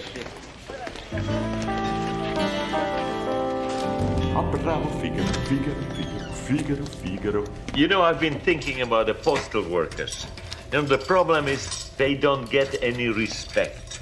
Everybody tells jokes about the mailman. Our mailman used to wrestle grizzly bears for money. Oh, really? Is he one of mine? No, he's material evidence in a criminal investigation. And I just took the liberty of storing him here earlier. Was he dead at that time? Very dead. Oh, then addio, addio. Addio. Addio.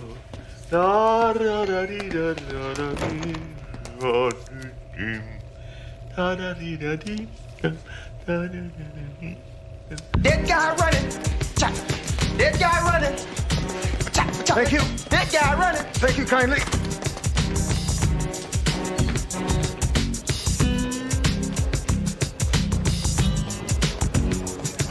What is it? I'm kind of busy. What happened to you?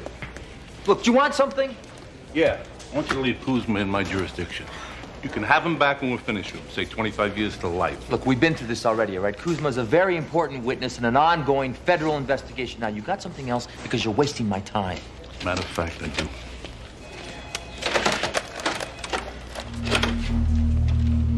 You are one crazy bastard. Pack up, we're out of here. What? You deaf, let's go! What's going on? You killed the cop, man. Deal with it.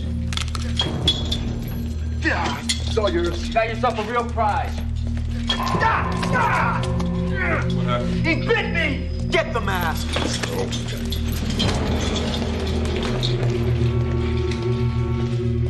That sounds good. Set it up. Hey, Vecchio. Mr. Donardo here to see you.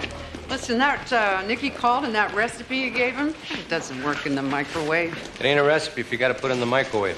Mr. Donardo. Yeah. Thanks for dropping in. Yeah, so what's this all about? Guy said something about stolen supplies. Well, I know this is a pain in the butt, but my lieutenant, he's a stickler for paperwork. He just wants you to sign a statement saying that nothing got stolen from your work site when you were here. You gotta be kidding me. Listen, can we make this quick? I'm double parked.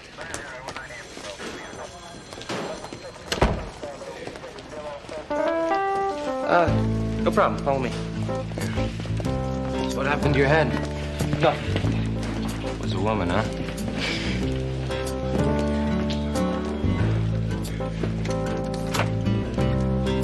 Have a seat. You want a coffee, soda? No, nothing. Like I said, I'm in a bit of a hurry. Okay, I'll just get the forms. All right.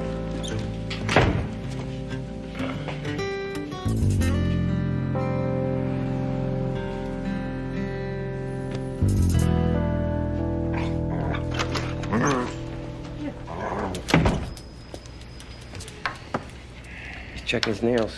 We can give him a few more minutes. Have we got that kind of time? I once stood watching an empty cabin for 11 days. You know it was empty at the time? Not for the first 9 days, no. Why'd you watch it for 2 more if you knew it was empty, Fraser? Actually, I don't even want to know. No. How's your ear? It's, fine. Why? Oh, I was just thinking of a relative of mine. Well, distant relative. 4th cousin 3 times removed, to be exact. Malik Einer was his name. Anyway, one day he had a seashell up to his ear, and he was listening to the gentle lapping of the surf when a narwhal poked the surface and shoved the seashell deep into his eardrum.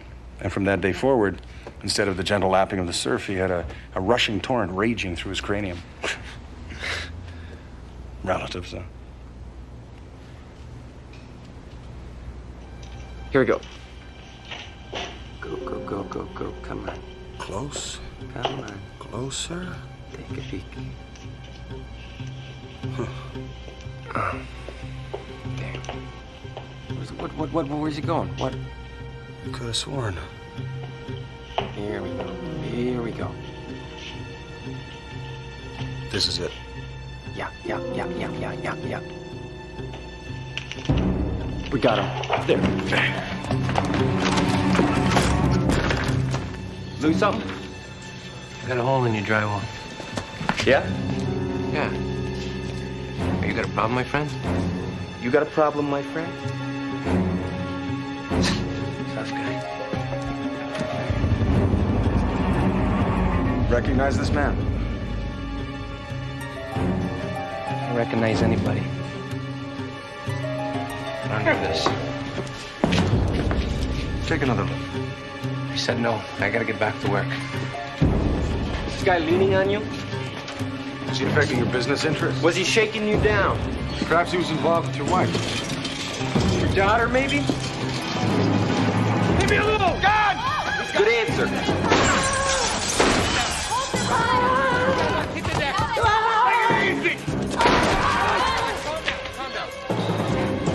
Oh, put it down!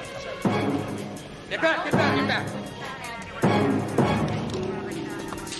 I'll kill them! Mr. DiNardo, think about what you're doing. It's impossible for you to get out of this building. Shut up. Shut up! Perhaps Rankin provoked you. Maybe you didn't intend to kill him. The fact that you shellacked him, wrapped him in saran wrap, put him in a wall, drywalled it, taped it, plastered it, sanded it, painted it, maybe that was pure panic. It's understandable. You're crazy, man. I'm sure it happens every day.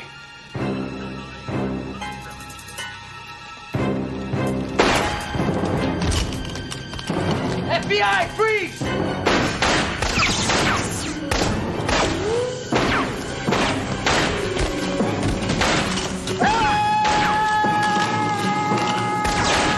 All right! Cease fire! Are you finished?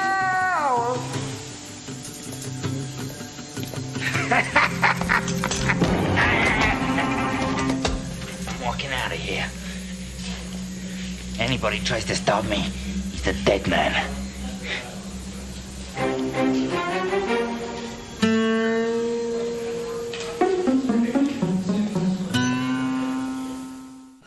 Thanks a lot. Thanks for letting me go, man. Thank you. It was a blast. Good kid. I like that kid. Ray. He's got my badge. Fraser, I just want to thank you. Thank you.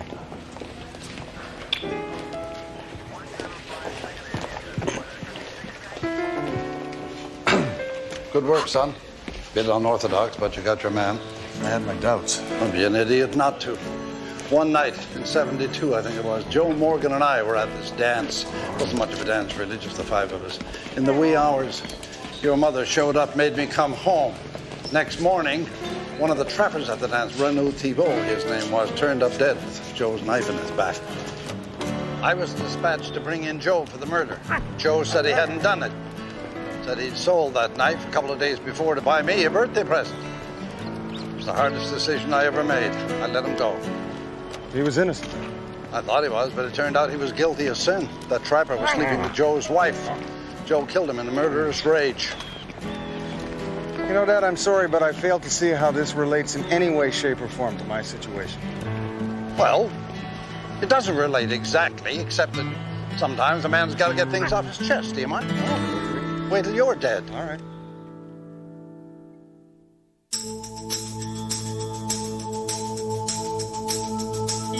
High winds northern the sky will carry you away. You know you have to leave here. You wish that you could stay.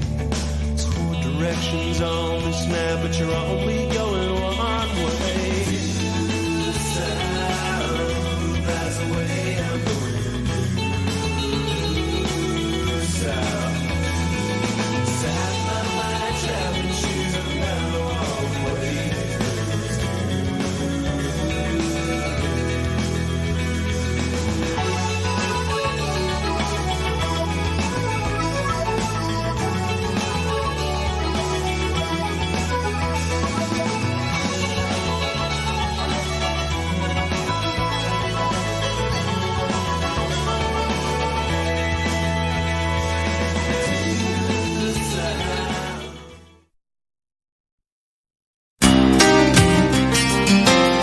I haven't won a hand at cards in 2 weeks. My love life's in the toilet, and I can't buy a decent bust. How is it new sunglasses will change your luck, Rick? Well, I can only guess that the old ones had some mojo, because since I lost them, it's been downhill. What do you think? These look lucky to you? Oh, very lucky. Would you excuse me for a second? Excuse me, ma'am! Taxi! Where you going? She dropped her rabbit. Go? Excuse me. Excuse me. Sorry. Fine automobile. For $5, they gotta be worth a try, huh? Get out of the way!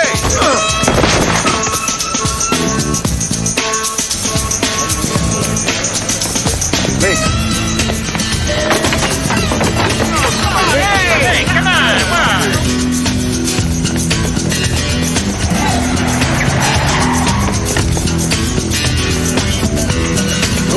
Pardon me? Excuse me, sorry about that.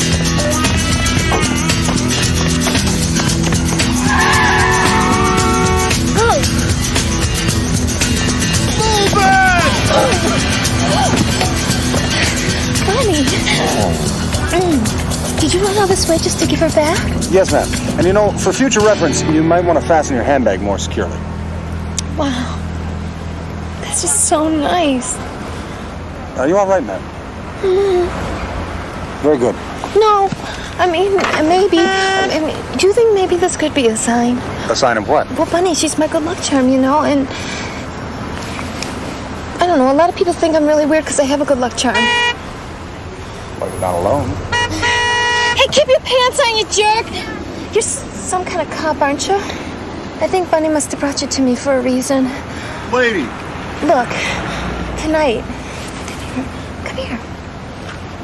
2 o'clock at a liquor place called Canerico. Just don't tell anybody I told you, okay? I don't even know who you are. Yeah, I know. Lady! You can go now. What was that all about? I really don't know, Ray. Well, I gotta tell you, these shades aren't the answer. 10 seconds after I put them on, I got hit by a bicycle messenger. Don't throw them out. They may have brought you something interesting after all.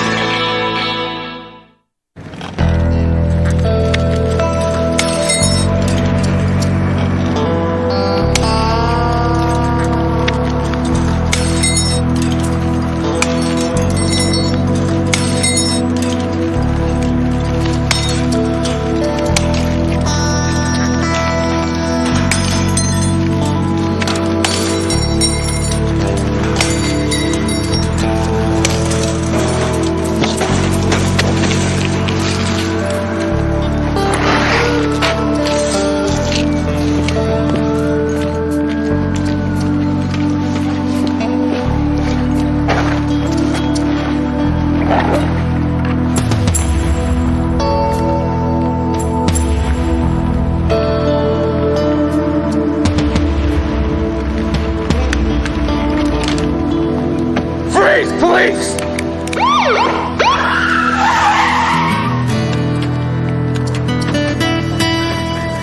Come on, move. Get in there.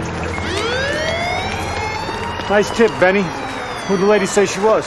She didn't. But I think I know where to look.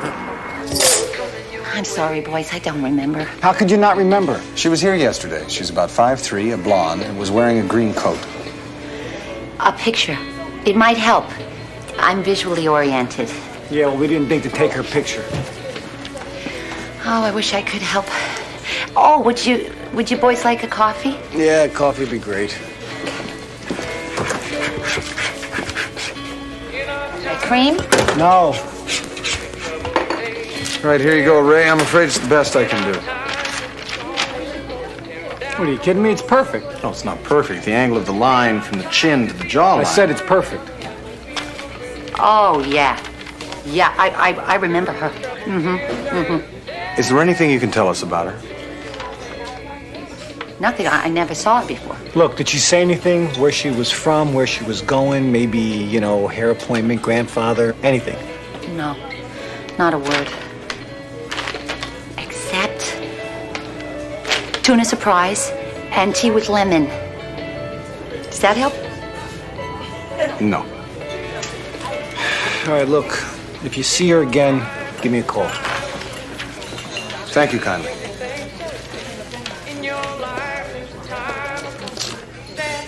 Boys, there was something peculiar about her money. Not like she kept them in her hat like you, but... Here. Here's a tip she left me. I don't know if it means anything or not, but you don't see bills folded like this very often. No, you don't. Well, you do if you know where to look.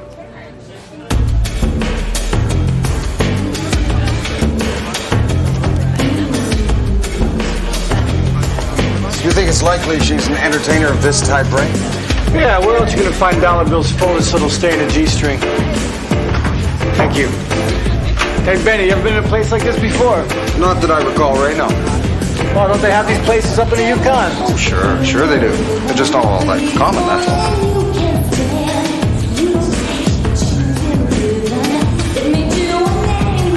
So what do you guys do for bachelor parties up there? Well, at the only one I've ever attended, Ray, a prize was awarded for the best impression of the mating call of a bull moose.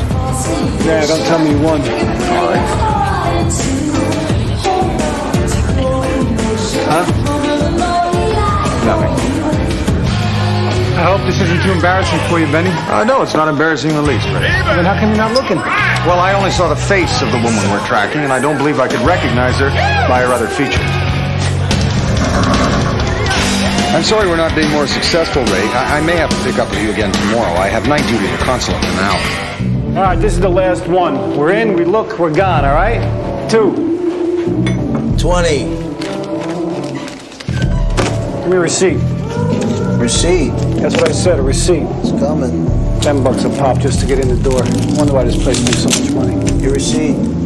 Thanks. Have a good time. Thank you kindly.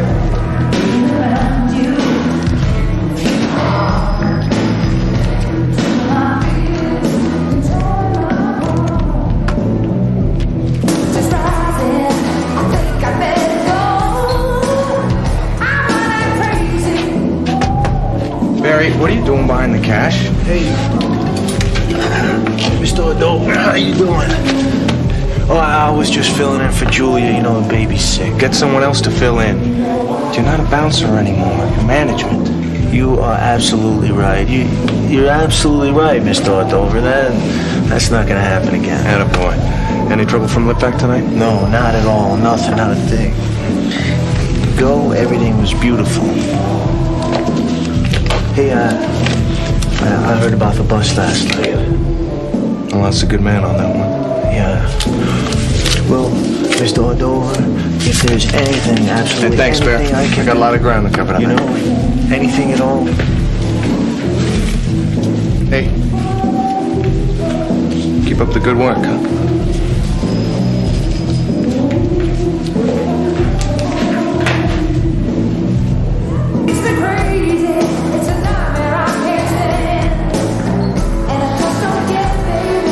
Some of the things you do. Well, I'm trying.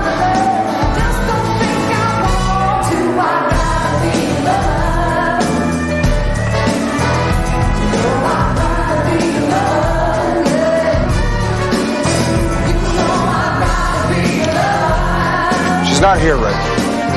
All right, I'll get you back to work and keep looking myself. Ooh, nice uniform, soldier. Actually, I'm not a soldier. I'm not mounted. I'll bet you are. You know, Benny, you gotta let me borrow that uniform sometime. It's got a lot more juice than these glasses. And now, gentlemen, the jewel in our crown, the goddess of love, Aphrodite.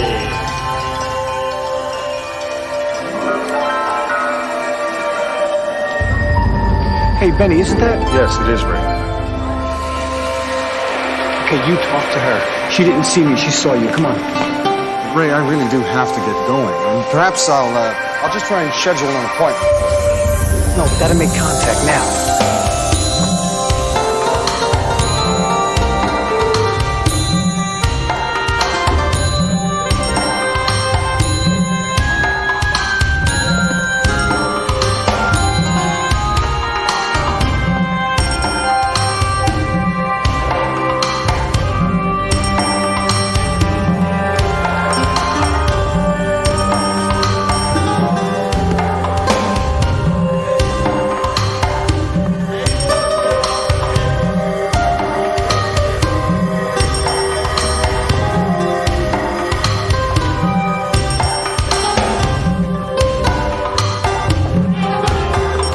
Good evening, Miss Aphrodite. I wonder if I could... What are you doing here?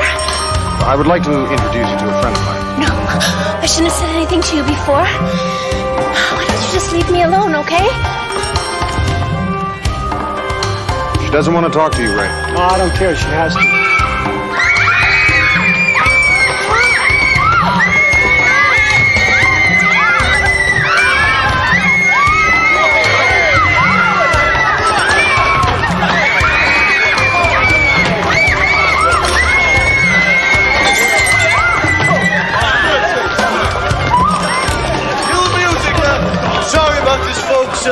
I'll give you all passes for another night. Everything will be all right. It's a temporary problem. These things are useless. Get out of here. Benny, you're holding a rat. Yes, I'm aware of that, Ray. Now you're kissing it? No, I'm smelling her breath, actually. Come on. There you go. All right, off you go. You have nothing to be afraid of. Well, that may not be true in the larger scheme of things, but at least this ordeal is over. So, off you go. Toodaloo.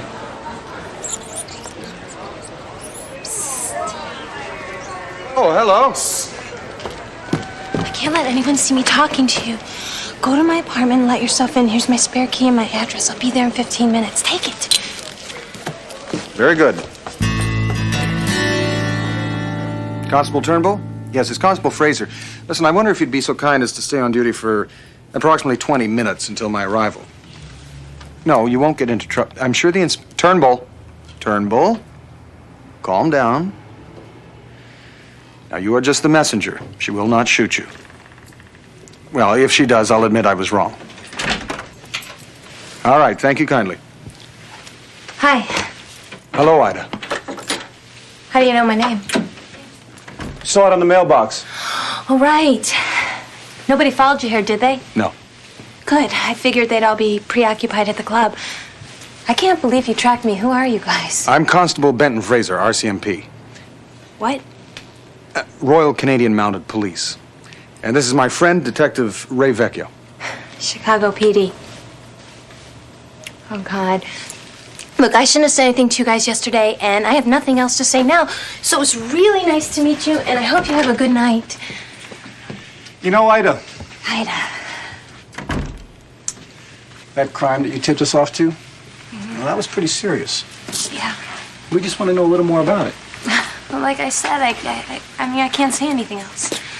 You know, as police, our job is to help you. Now, if you don't want to help us, we're going to have to slap you with a subpoena. Oh, God, I'm such an idiot. No, Ida, you're not. You were concerned about something. You acted responsibly. You have a good conscience. She's a stripper. Dancer. I don't think I like you very much. You don't have to like me. You just have to talk to me. You're worried about someone. A man. A man who smokes too much. How did you know that? Well, you don't smoke, and yet you have ashtrays stationed everywhere in your apartment. He also drinks rather more than you'd like. The indentation on the lacquer of this chest suggests that there was a decanter here until recently. And then you became concerned and you removed the liquor so there'd be less temptation, but it didn't work, did it? No. You wish he would stop doing what he's doing and let you take care of him. Yeah. You got all that from just looking around my apartment? Yes. Wow. Who's the guy? Not talking to you. Ask her who the guy is. She's not going to betray him, Ray. Tell her she has no choice. Oh my God. Oh my God, he's here. He's here. Quick, get in the closet. Right you are. I am not getting in the closet. No, he can't find you here. It'll ruin everything you... I am not getting in the closet. I'm going to stand right here till he comes upstairs and we're going to have a little chat. Ray, please get in the closet. Benny, get out of the closet. Ray, get in the closet. I am not getting in the closet. Ray, if you don't get in the closet, you'll lose your source. What a night. Can you believe it, babe? These rats right in the damn club. Are you all right? Yeah. I had to get out of there. I closed the place down. I called the exterminator. This is getting serious, babe. I need a drink. Baby, you've been drinking all Hey, day. I don't have enough grief already. I mean, how am I going to get through this, baby, if you're going to give it to me, too? Baby, you've been acting so tense lately. Come on, you can talk to me. You don't understand, baby. Business is business. You don't need to know. You don't want to know. I want to know.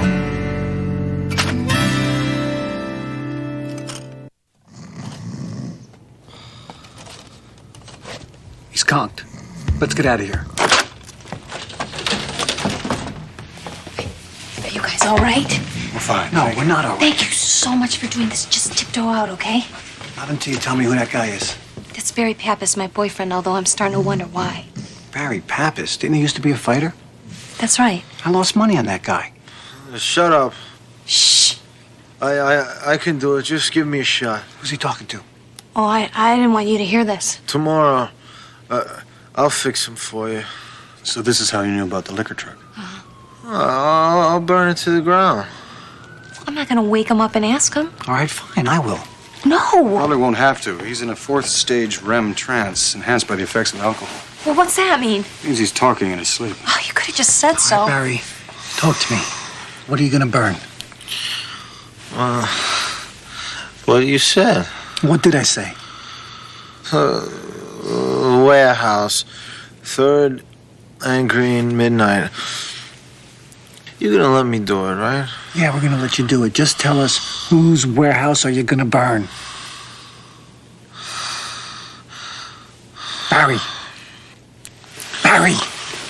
Barry. Oh, baby, you're the best. You're the best, baby.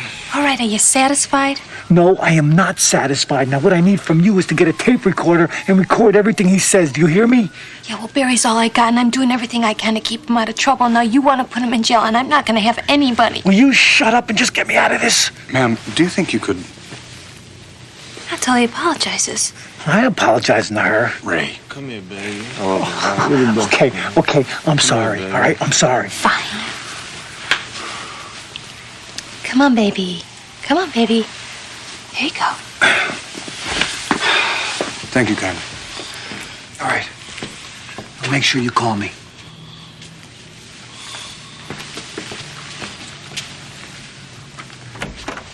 You know, Ida, I think there probably is a good man waiting out there for you somewhere.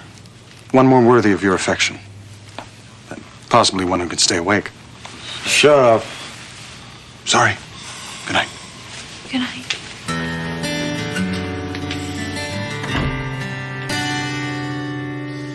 Turnbull. I sent him home, Constable, over 2 hours ago. Would you care to tell me where you've been? Well, I've been in a closet, ma'am. Any particular closet? An exotic dancer's closet. Well, that's your business, of course. Well, I don't think you understand, ma'am. I was in the closet with Detective Vecchio. I think that's all I care to hear about it, Constable. Perhaps you'll take the assignment I'm about to give you as an opportunity to reflect on the importance of punctuality.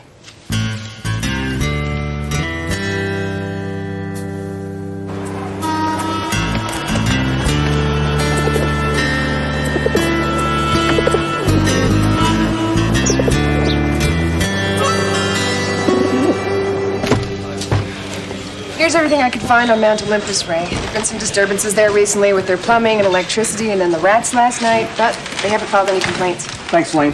You got a lawyer or not? What's the deal? Huey, nice work on that B&E. It's got to be at least a 7. Thank you, Lieutenant. A 7 for a B&E? You gotta be kidding me. That can't be worth more than a 4. 4 for the bust. 3 for artistic interpretation. Yeah, give me a break. Vecchio. Ray?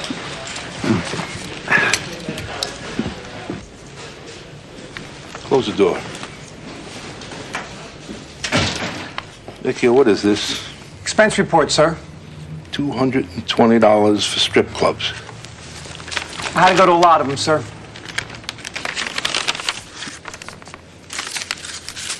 Here I'm thinking you're out chasing a bomber, and you're going to strip joints. Vecchio, you were in no position to yank my chain. With all due respect, sir, I wouldn't call a shot at taking down Mark Ordover yanking your chain. Mark Ordover? My colleagues in the 14th and 22nd would love to take him down, Mark Ordover? None other, sir. He's the bankroll behind the Mount Olympus Club, and I have reason to believe he's the man who ordered the bombing. What have you got on him? I spoke to one of his people. They're going to be burning down a warehouse. He told you that? I heard it right from his lips. All right, detective. You got a full team at the warehouse. Thank you, sir. Vecchio. Sir. Stopping a possible mob war. That'd be a 10. A 10, sir. Thank you.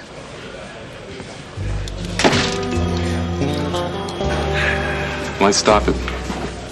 Stop what? The mob, beating each other up. Let them take each other out. They're just doing our job for us.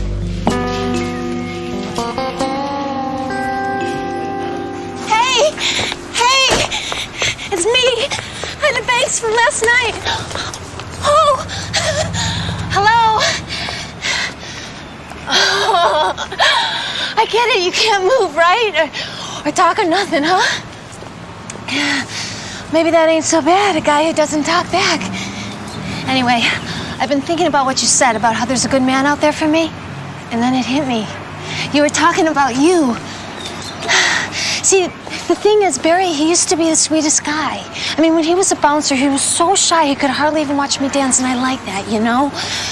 But the last couple of months, ever since he got this job, and he was promoted assistant manager, he's been all different and stressy and drinking and talking in his sleep and telling me to shut up all the time, and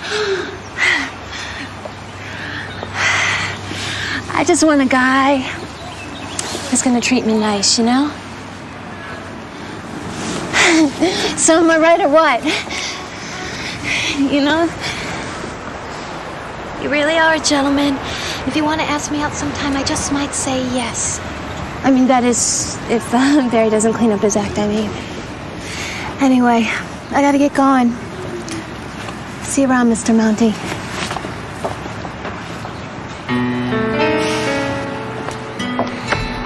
Oh, dear.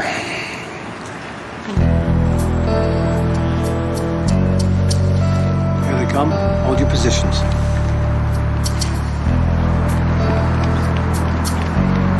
You had any luck finding out who owns this place? Yeah, it's a dummy corporation, which usually means mob money. I got a lane working on it right now. These things are pretty tough to crack. They've got enough gas to burn down the whole block.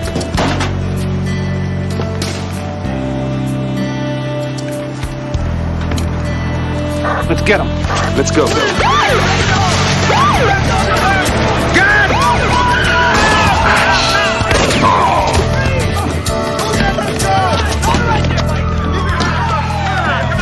You okay? Yeah, just winged that mess. Sorry, Jack. Maybe you were right. We should have let them take each other out. Don't shoot! Didn't do anything! Maybe not.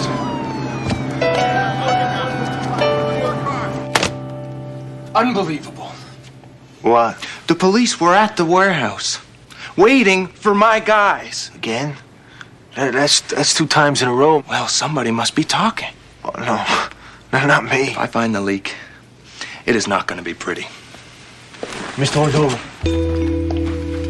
if there's anything I could do, anything. There might be. So what do you feel like, Benny? Chinese, Italian, barbecue, it's your call. Barbecue. All right, I know, great place for ribs. No, Ray. The rat I examined, her breath, it had the scent of barbecue sauce and barbecue ribs on it. And it was partially digested, of course, which is why it took me so long to place it. So what does that mean? Well, Mount Olympus doesn't offer ribs on his menu, so that's probably not where the rat got the food. So the rats were imported? Well, possibly. So if we can locate the source of the sauce, then we may be able to find the saboteur who released the rats into Mount Olympus. All right, so let's recap. I got a guy who talks in his sleep and a stripper who's ripping your clothes off. No, I didn't say she was trying to rip my clothes off. I said she merely slipped her hand. It's not important.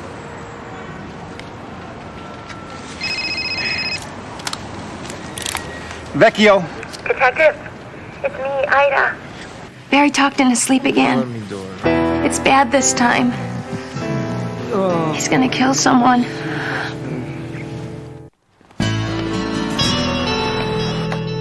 You dance because you love it, and then you dance to make money, and I don't mind the taking my clothes off part so much. I really don't. I mean, Isadora Duncan did say that clothes were dishonest anyway, and then you meet a guy, you think that he's the sweetest person in the whole world, and he ends up being a killer. Excuse me. Ida, can we focus here? Yeah, okay, I'm focused. I'm really focused.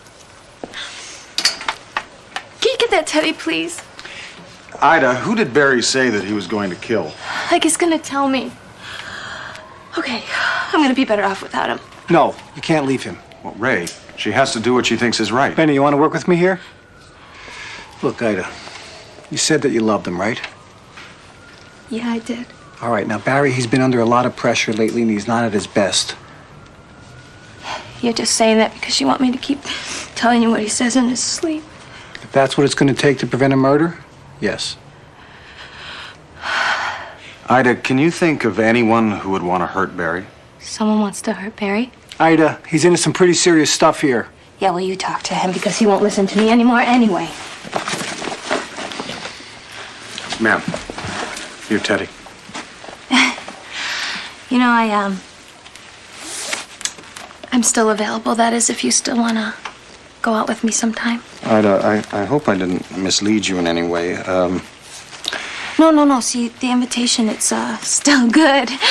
That is, if you're a decent guy and not a crumb like Barry. Thank you. Yes. Thank you. Well, Bunny and I have to go. Well, good night. Good night.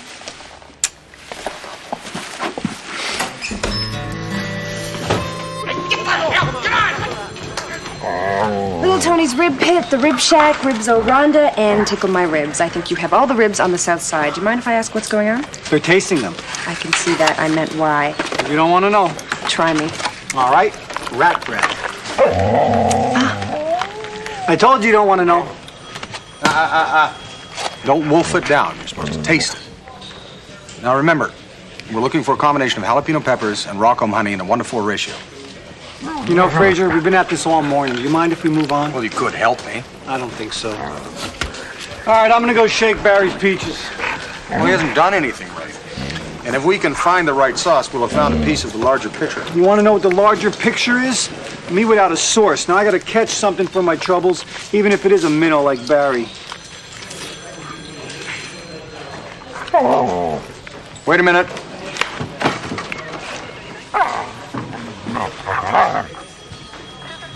Oh, that's disgusting. This is it. The Kit Kat Corral? This ain't no minnow. Howdy, partners. Howdy. Yeah, howdy to you too, partner. We're looking for Litvack. Well, you moseyed into the right saloon, buckaroos. I'm Litvack. What's on your mind?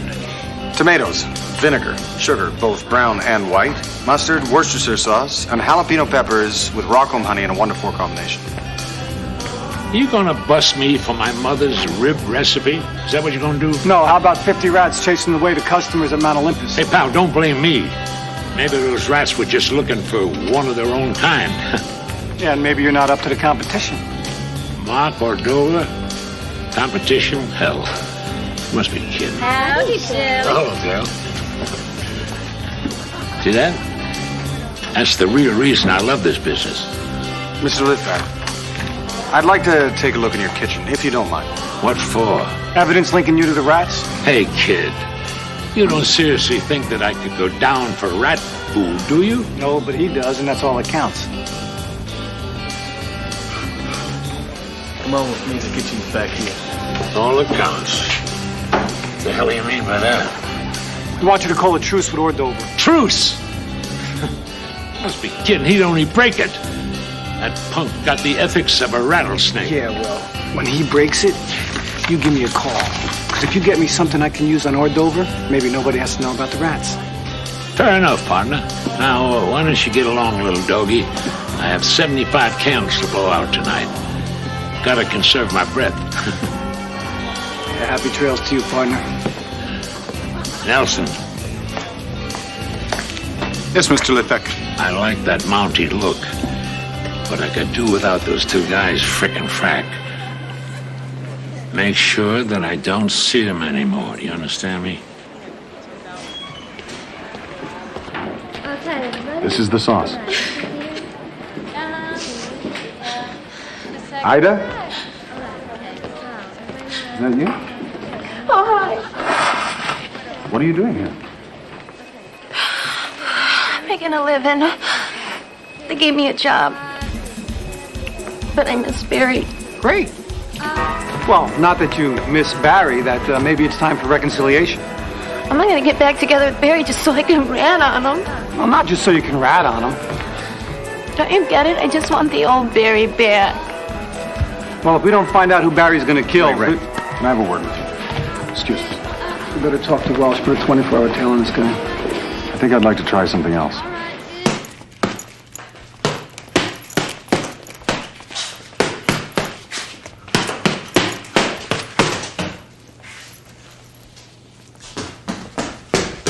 Excuse me.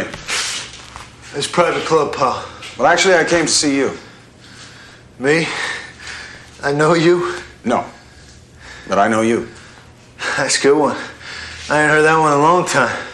That's what guys used to say when they wanted me to throw a fight. But you never did you? No. No. But I might as well have. Hey, listen, Red, if you're gonna stand there and talk, why don't you come over here and hold the bag so I don't cool down? All right. You know, I stopped at the library on the way over. Looked up some old articles on your career. It was very promising for a while. Yeah, you win some, you lose some, right? In the end, it seems you lost rather more than you won. Listen, I fought my heart out every time. You know, my friend Ray describes one of your fights. He bet a substantial amount of money on you. If he wants his money back, tell him to forget it. No, it's not about the money. What he describes is the third round. You'd hit your opponent with 3 solid hooks. His legs were rubbery. He was about to go down. All you needed was one more punch. Yet you didn't have the heart to throw that punch. Your opponent recovered. They knocked you out in the 4th. Hey, well, if I had to do it over again, I'd throw this stupid punch. But according to your record, you never did. And that's why people started calling you a loser. Hey, listen, I'm not a loser. No, I know you're not. I know that. Particularly not to people who matter. What's your point? Get to your point. I'm a friend of Ida's. And we'll be at the 12th Street Grill at 7 o'clock. If you'd care to join us.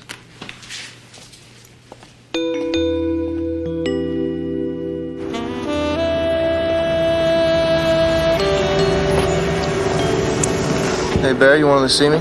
Yeah, Mr. Ordover, I had to tell you, I've been having second thoughts. Really? Yeah, it's just that, well, I got some stuff to straighten out with Ida. Wait a second, I thought that was over. I thought your mind was on the business at hand. Well, it is, but believe me... What's important to you? I mean, do you want to move up in the world? Or do you like the view from the bottom? Well, I'm gonna be someone. Then think about what's best for Barry right now. Yeah, but Ida, No, Barry, you're not listening. Think about it.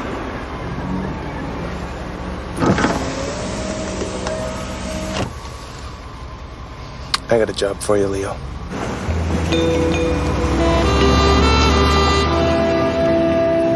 Yeah, thanks, Elaine. Great work. Hey, Benny. Well, you were right about Litvak. He's the money behind the warehouse and that liquor dump. Oh, that's good. I thought you'd be here with Ida.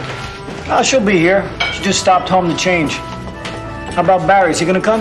Well, I guess we'll know when he gets here. You think he'll be a little more non-committal? Well, I didn't put a gun to his head. You know, Benny, you need a good luck charm. Something that'll give you a little more optimism. I happen to think I'm very optimistic, Ray. All right, then tell me that Barry's gonna show. Did you feel it in your gut? Well, I can't. Empirically, I don't know whether he's going to show. See? No optimism. All right. Excuse me. We'll have 4 menus, please. Satisfied? Yeah, it's a start. Thank you kindly.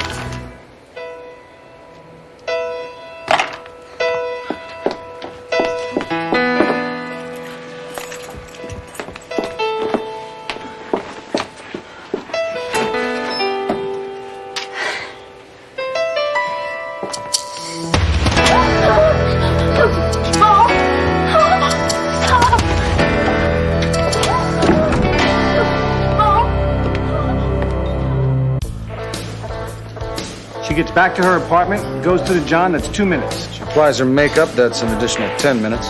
Changes her clothes, 5 or 6 more. Something's wrong. Let's go.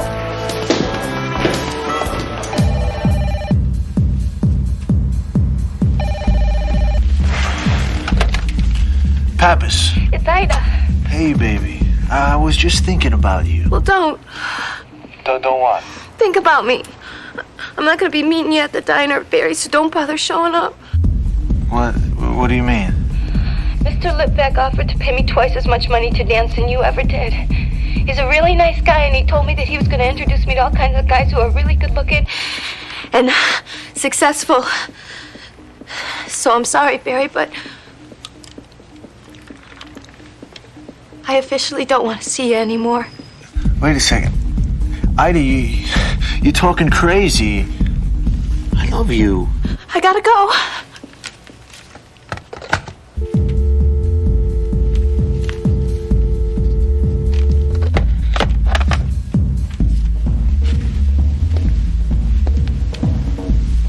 Hey, what is it, Barry? She dumped me. She's working for Litvak.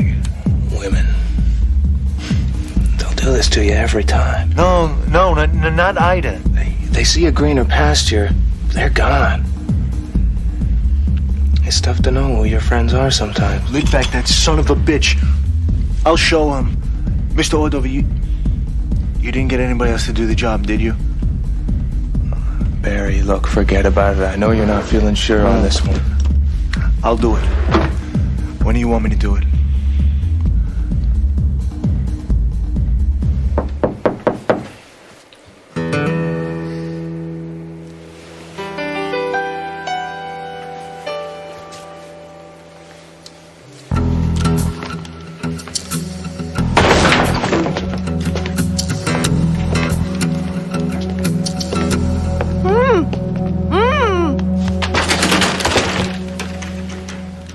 They came out of the closet, Ray. Look at them.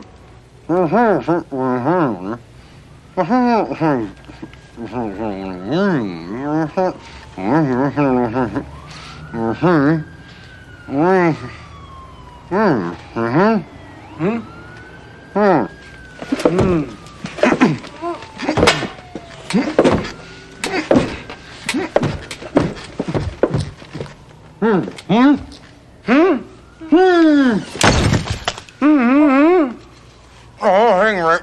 No. Call fine. And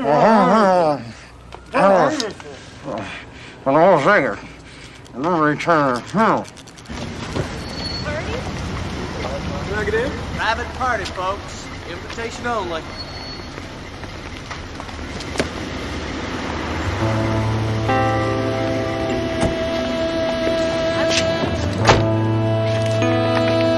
Hey, brother, your lights are on.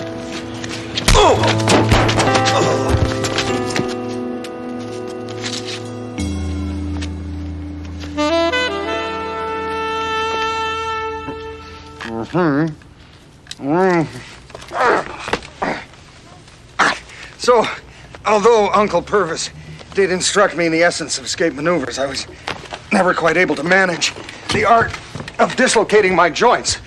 Although they say that skill is actually hereditary, so I'm sorry about your sunglasses, Ray. Well, at least they were good for something. Those guys made me say terrible things to Barry. Like what? Like that I had to leave him for Shelley Litvak. It's an interesting plan. I suggest we move quickly.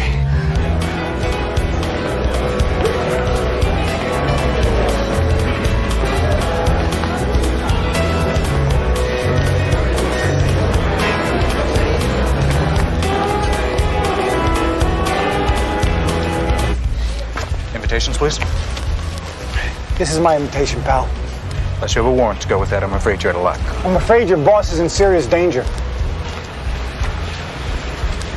I find that hard to believe.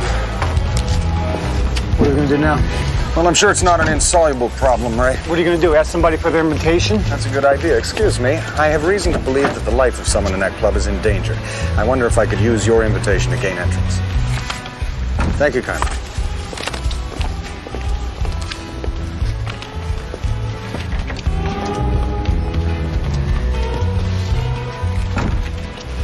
Hi, excuse me, there's somebody in there who's in danger. You think I could... Pardon me, there's a man who's in... Ladies and gentlemen, how about a great big happy birthday to the kindest, the handsomest, the most honest man you'd ever want to meet, the king of the Kit Kat Corral, Mr. Shelley Rydam Cowboy Lickback.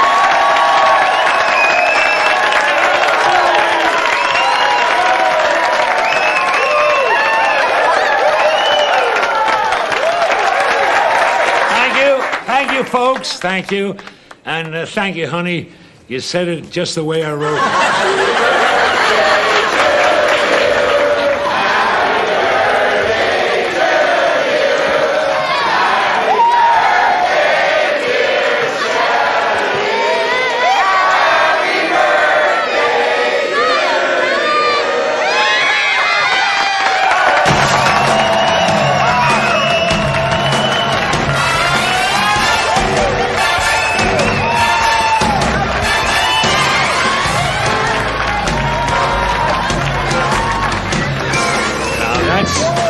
Mountie should look.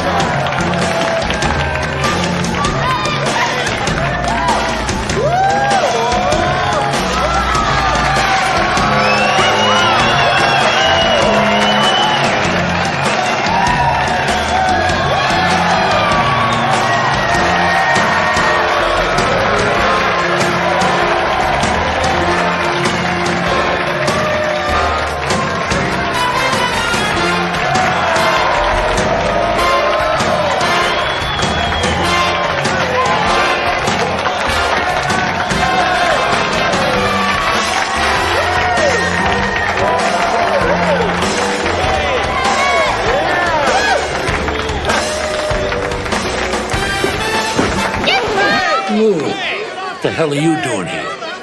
Don't do this, Barry. He ruined my life, Fred. He took my Ida. It was Ordover who had Ida kidnapped. Yeah. He forced her to make that call. He's right. He knew you'd be so angry that you'd try to kill Litvak for stealing your girl. Right again. And where's Ida? Ida? It's true, Barry. Everything you said is true. Ida, you still love me? Yes, with very few conditions. One of them is that you put down the gun, Barry. The other? You give us everything you have on Mark Ordover. Ida. Barry. Oh, my Barry.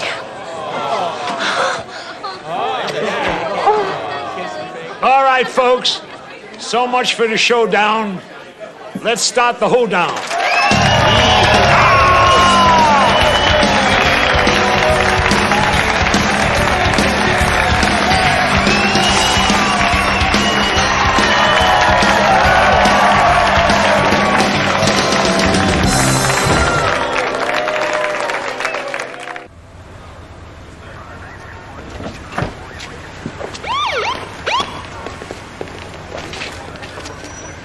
You know, Benny, those glasses were driving me crazy. I think I'm done with this superstition thing. No more lucky pennies, no more magic pencils, no more chanting. You chant, Ray? Well, not anymore. From now on, it's hard evidence and empirical logic. It's a wise decision. Excuse me. I was just at Ida's place. She found these on the floor and asked me to give them back to you. Thank you. If you ask me, though, you got such nice eyes. It's a shame to cover them up. Really? Yeah. would you like to go out for a coffee or something? I'd like that very much. Yeah? Great. Great. Oh, watch out for that crack. Bad luck.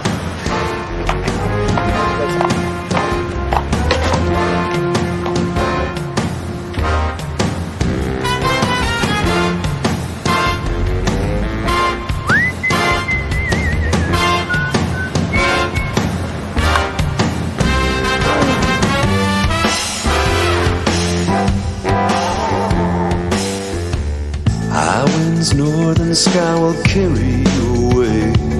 You know you have to leave here.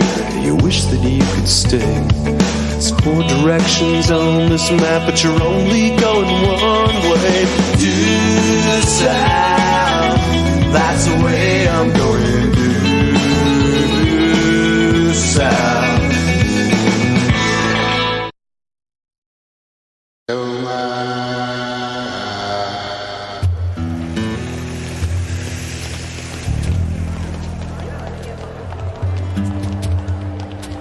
No, I'm quite certain. I don't think so. No, I'm certain. Look at that rock. Which, the one shaped like a wolverine? It's not a wolverine, it's a otter. So it is. Well, nevertheless, it is here that we saw the 3-legged cougar. No, it's here we saw the cougar. Here is where Lipolis Mulcahy got his mouth frozen to the side of the portable toilet. So it is. Been a while. Yeah, good times. That's where my father's body was found. He was killed before a dam, Ben. They killed so they could drown our homes, flood our forests, keep the lights burning all night in the empty buildings of the cities. But not this time. Hey, gentlemen. Jack Goody. Everything okay? We looking after you all right? We're fine, thank you. Great. Has someone offered you a coffee? No, A cappuccino? Espresso? Latte? Regular and decaf? Don't say no. Hey, honey, 2 lattes, a half-cap decaf for me, and bring some of those biscotti. Thanks, sweetheart. Thank you, sir. I'm Tom Quinn. I've come to see Mr. Carruthers. Oh, well, I'm Mr. Carruthers' personal assistant. Now, I'm not quite up to speed. Do you know Mr. Carruthers? I spoke to him when he came to our town. He said if I was ever in Chicago to stop in and see him. I'm in Chicago. I see. The thing is, Mr. Carruthers is extremely busy right now. So if you could leave me your number, I might be able to get you 5 minutes in about 3 weeks. 3 weeks? My home will be under 100 feet of water. Oh, that town. It's always difficult, I know. But you should find some consolation in knowing you'll be providing power for millions of people. Now, my advice to you, sir, you should go home and move. You can't stop this. It's been approved. We put it to bed. It creased the sheets. We've spent millions. The people have been talked to. What about the caribou, the elk, the beaver? Did you talk to them? Because they too can talk. You know, when I was a kid, I used to think cows talked. But when I grew up, I realized all they said is moo. Hey, there she is. Listen, fellas, I gotta fly. Thanks for dropping by, and leave me that number, okay? Ciao. Quinn. Caribou, the elk, the beaver, they too can talk? I've been getting into this native roots thing, and it seems to work. Besides, I thought the Tonto Act might impress that little jackass. Get down! Get down! 5 seconds. All right, move. Go. 10 seconds. Get the pearls. 15 seconds. Go. 20 seconds. Move.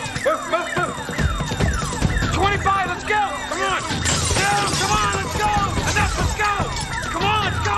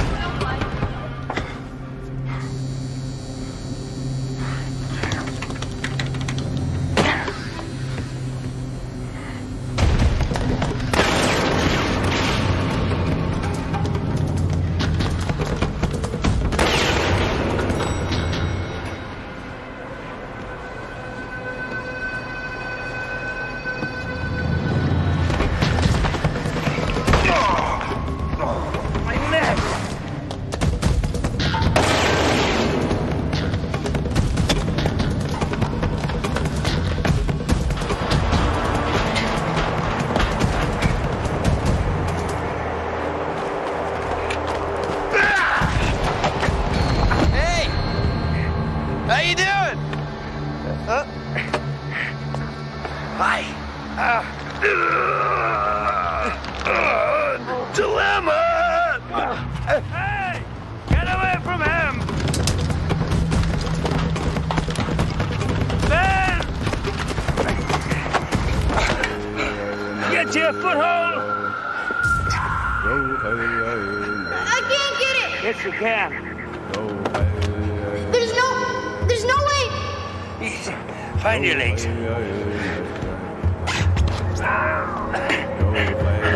Take my hand, boy.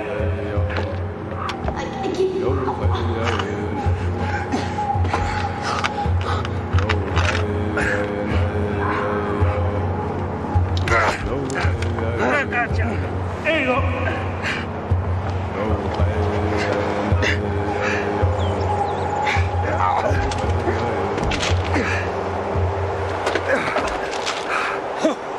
That's a long way down.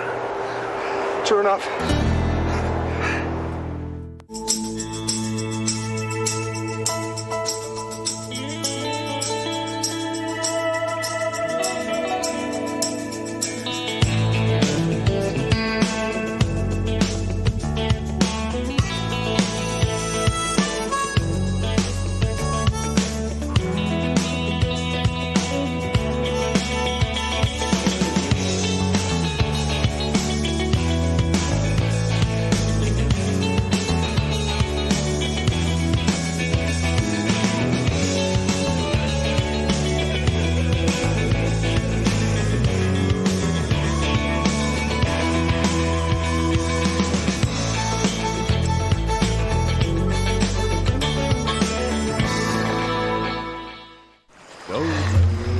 Thank you, mister.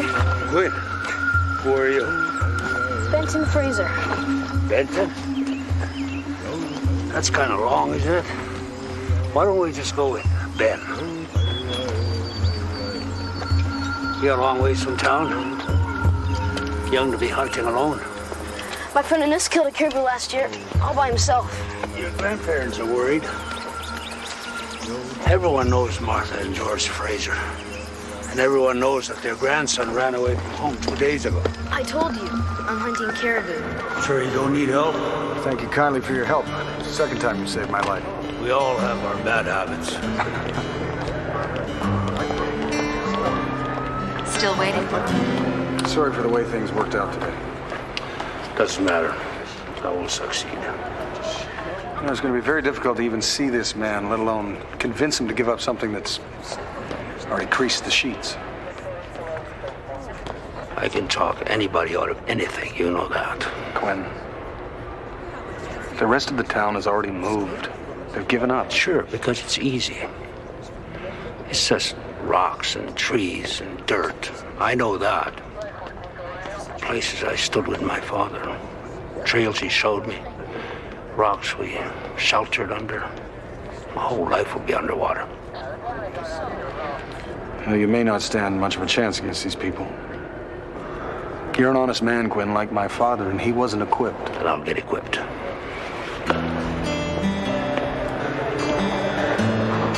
You okay?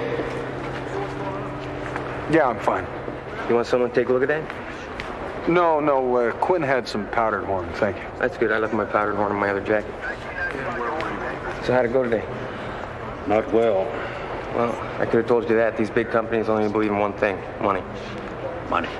Yeah, it buys lawyers, politicians, access. That's the way it works. Thank you. This guy will take your statement. Vecchio. Anything on the other guy? Went out back, ran through a crowded restaurant wearing a mask and carrying a machine gun. Surprise, surprise, nobody saw him. Perfect. Sure you're all right? Yeah, I'm fine. Let's go, buddy. I'm hurt here. I'm sorry. What sort? Didn't mean you. I'm gonna sue you. Get me a lawyer. I saw that. You ain't even a cop. All right. Me, I'm a cop, but you rather I move this downtown. Move the circus downtown. Oh, I have to go back to the consulate. I could wait with you, or you could come home with me. Or I could walk with you. I didn't run away. Well, technically I didn't. All right. I ran away. They wouldn't let me hunt. I'm a 12-year-old boy, and every other boy my age gets to hunt. Won't find caribou walking that way.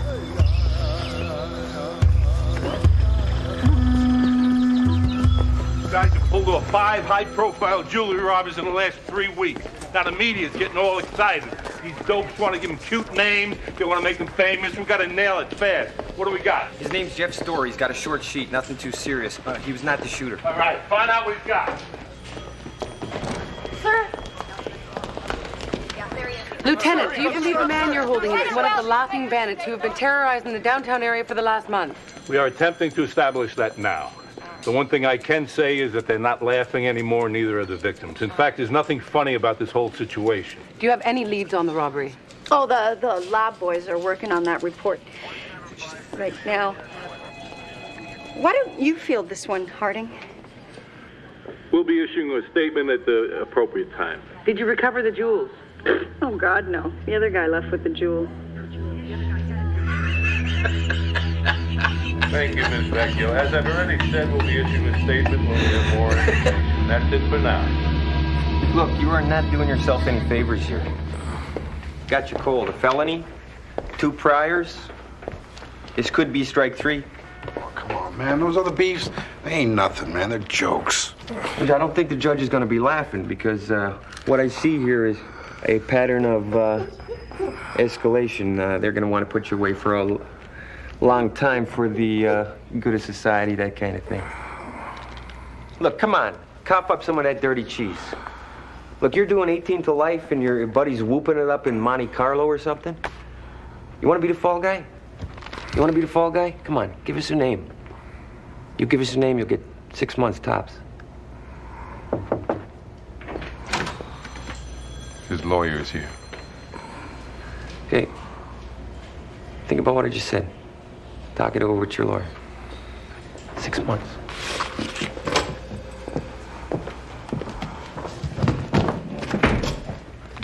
So what are you doing? Where's the stuff? What are you mean? They said Manishi didn't have it on you. Huh? Did they offer you a deal right here for me? Right? Huh? Huh? Oh, come on, man. I didn't say nothing. You can't trust cops. You give them the jewels, you give them me. They'll crucify both of us anyway.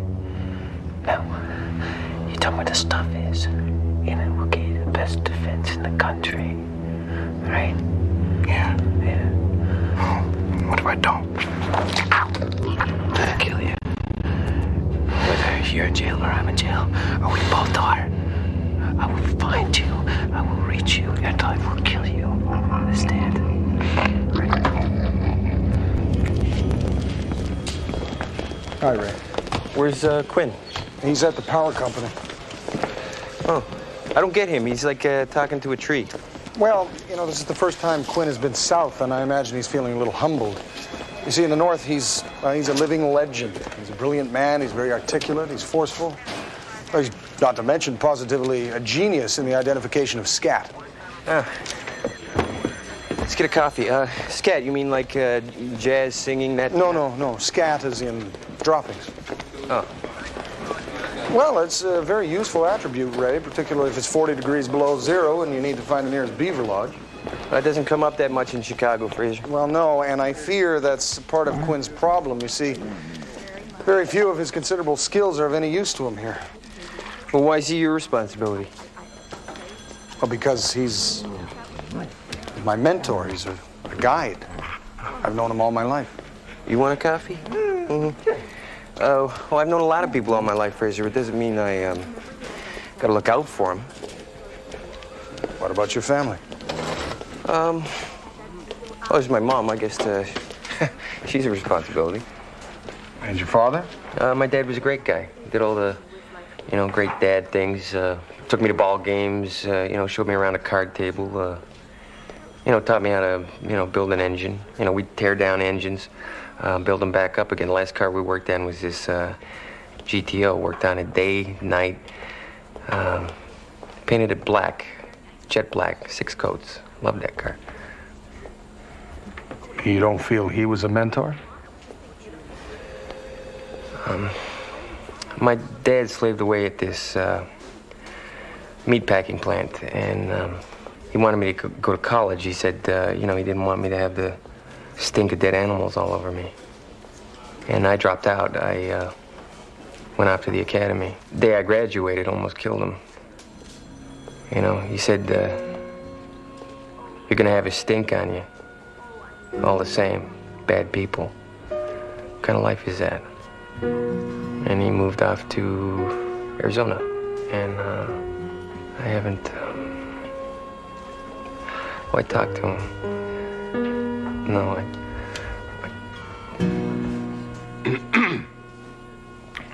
Story's done with his lawyer. Okay, good. Round two.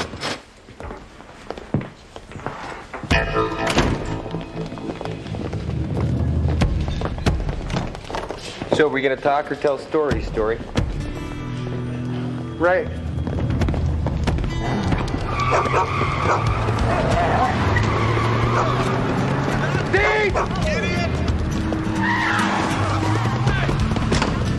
Fraser, what's with you? That lawyer was no lawyer. It was Story's partner. And he shows up here. The guy's got... What he doesn't have is the jewels. If he had the jewels, he'd be long gone. He Fraser car! Ah, right. So he must have hid them in the power building. The question is, did he tell his partner? So what's with Well, as you know, he's very sensitive. And the other day I suggested he was getting soft, so I think he's trying to prove himself.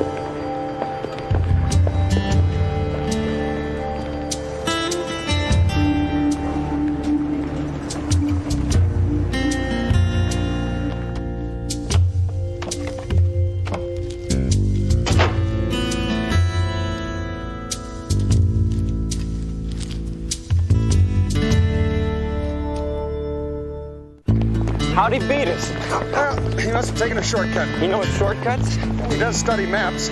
What kind of maps? Road maps, street maps, topographic maps.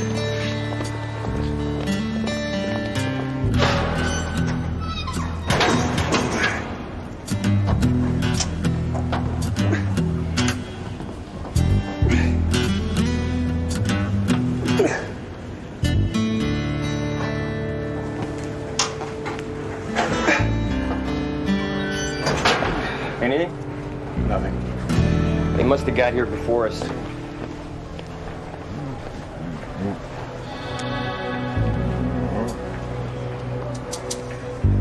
Somebody did.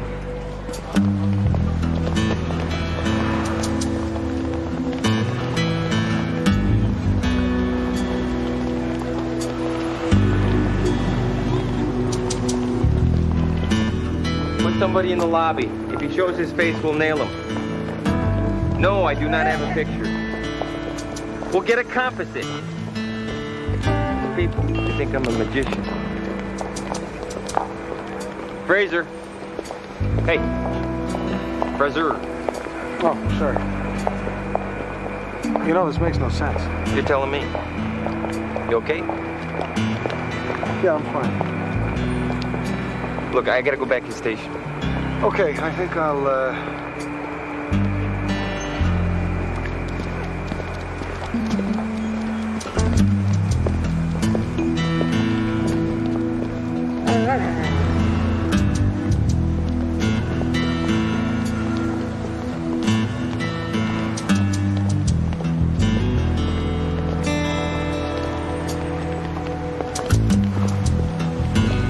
Known felon walks into my police station, walks into my interrogation room, and starts talking shop with one of my prisoners. What the hell is this, a drop-in center? No, sir. get the desk sergeant here right now. Hello. What the hell is going on here? Hey, Cannon, let me see some ID. ID right now. Hey, you think this is funny? You should hope for the next 20 years your party's in Vegas with $2 million. Hey, that's funny to you. This is my client. Keep your pants on, Counts. All right, move him to room 2, okay? Get our friends in talking. Come on. And I want Prince in here. I want the whole thing dusted. Francesca! Oh, okay. I'm right here. Look, find me a judge. I want a warrant for this guy Story's apartment, his car, his locker at the Y. And I want to know as soon as Perry Mason's finished with him. Okay. God, I'm buying earplugs for this place.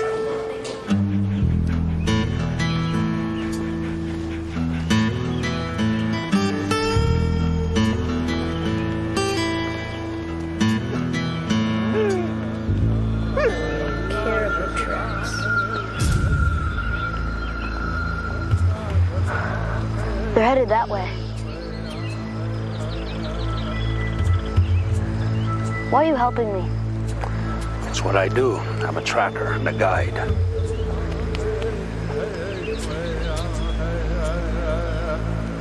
Came through yesterday. We have to move fast. How can you do that? It's part of the story. What story?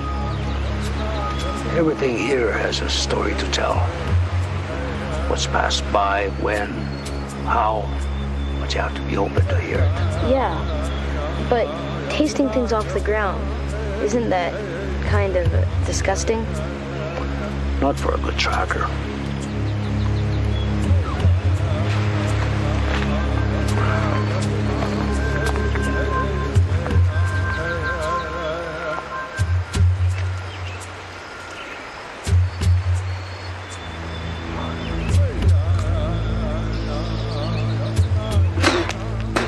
What's it supposed to taste like? Oh, I don't know. I wouldn't put that in my mouth.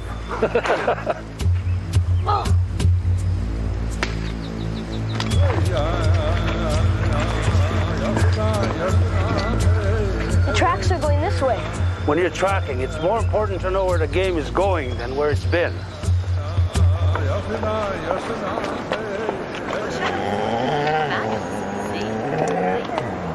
Oh, don't be so silly. I'm not embarrassed or bored when you sniff things.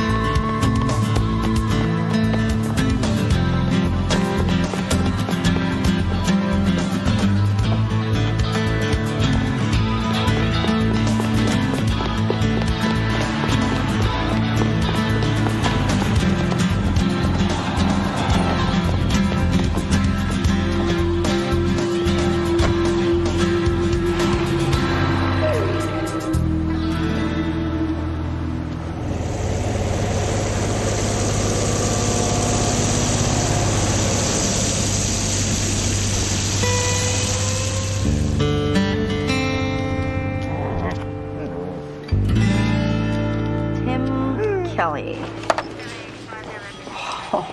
Just save the dramatics and... Okay, relax. May I register my disgust? Timothy Nicholas Kelly, 3 convictions for aggravated assault, 3 arrests for extortion, no convictions. Assault with a vehicle, suspected in 3, possibly 4 homicides, currently wanted in 34 states. And unwanted in 16. We got something? Yes, sir. We got an ID on that fingerprint from the interrogation room. May I look at that, Miss Vecchio? Why, of course, Lieutenant. Here you go. Thank you, Miss Vecchio. I want this guy. I don't care if he's on the beach in Mexico or a deli in Queens. Ray, check the airports, travel agents, bus stations. Huey. Yes, sir. All known acquaintances. Check him. He might be holed up someplace here in town. Everybody gets a copy of his picture. You got it. Hey, Ray. What? Your mom and dad. What about him? The phone.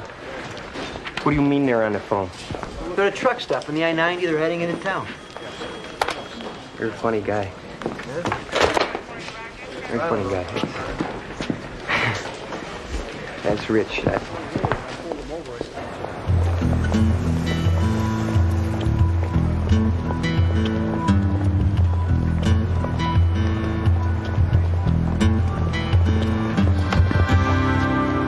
It's more important to know where the game is going than where it's been. You hunting me, Ben?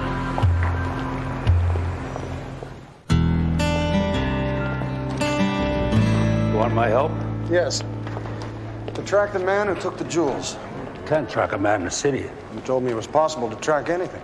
I told you it was possible to track anything. You understood. I understand this man. How? I know that he's a criminal. I know he tried to kill me. I've seen him. Assuming, of course, that the other thief is the one who took the jewels. Assuming.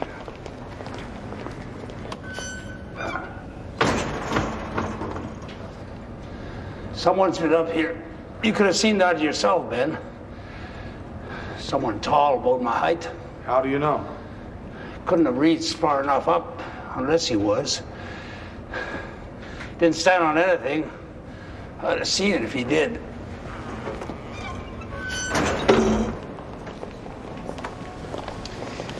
And now which way did he go? I don't have time for this, Ben. I came here to do a job. They won't see you. What more can you do? I can get help. Hire lawyers, maybe. I don't know. Lawyers require money. You have money? I can get it. I have to do this, Ben. That's exactly the way I felt about the caribou, you remember? This is more important than a boy killing a caribou. Yes, but maybe not to that boy. At the time, I think the boy felt... But it's very important to me. About growing up. You don't think I should be doing this, do you? Kill something without need is wrong. But you're a guide. You guide people from the city when they hunt here. They don't need what they kill. You live here, Ben. You're part of it. All of it. So you won't help me? No, I'll help you. If you don't think I should do it, then why are you helping me? It doesn't seem very logical. I'll help you so you can decide for yourself. If you can't find a caribou, you can't know if you'll kill them. I could find them. Not before they die of old age. He came this way? Yes. Is there a sign? I know he did. Is he the thief? No. Why did he take the jewels? Why did Stinky Masterson steal Jimmy Longbow's snowmobile? Well, that's not the same thing at all. Stinky's sled dogs had eaten poison tallow. He needed transport. Because he needed it. No. Because he wanted it. There's a difference. The men I'm fighting are just like the men who killed your father. Greedy, corrupt, evil men. Nothing good can come from a bad act, Quinn. You taught me that. You said I was always right. Maybe we are going about this the wrong way. The man has the jewels. He'll need to sell them to use the money. Now, that means he'll have to go to a dealer in stolen goods, otherwise known as a fence. Now, my friend Ray has, on occasion, pointed some out to me. Perhaps we should visit a couple. You'll be my guide? I will be your guide.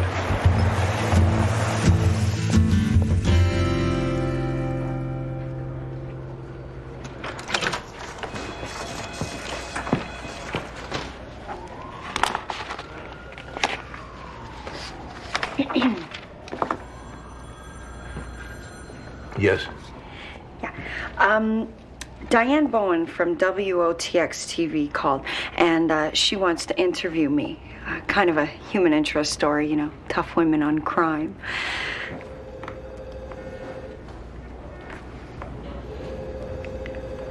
I wouldn't talk about the specific cases, sir. Miss Vecchio, do the words over my dead body have any meaning to you? I don't want the press within 10 miles of this place till we get Kelly. All right? After that, you can do as you please. Really? Okay.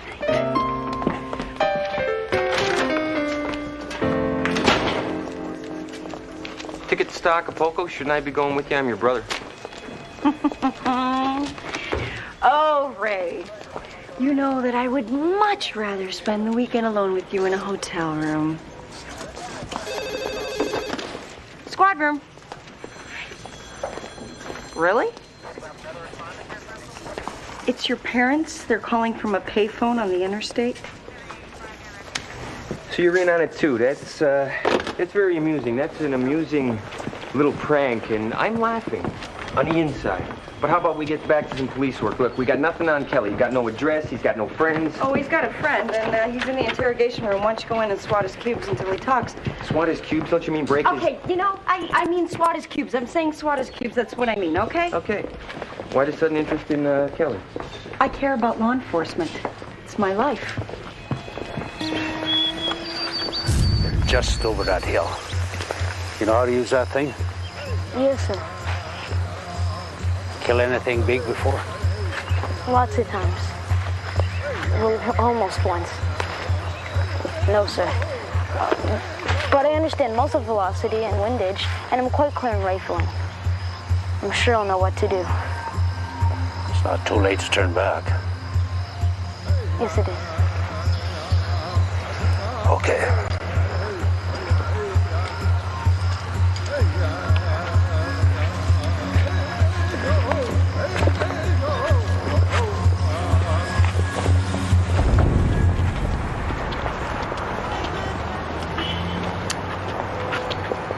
This is the fence. You gonna come in with me? I can't do that.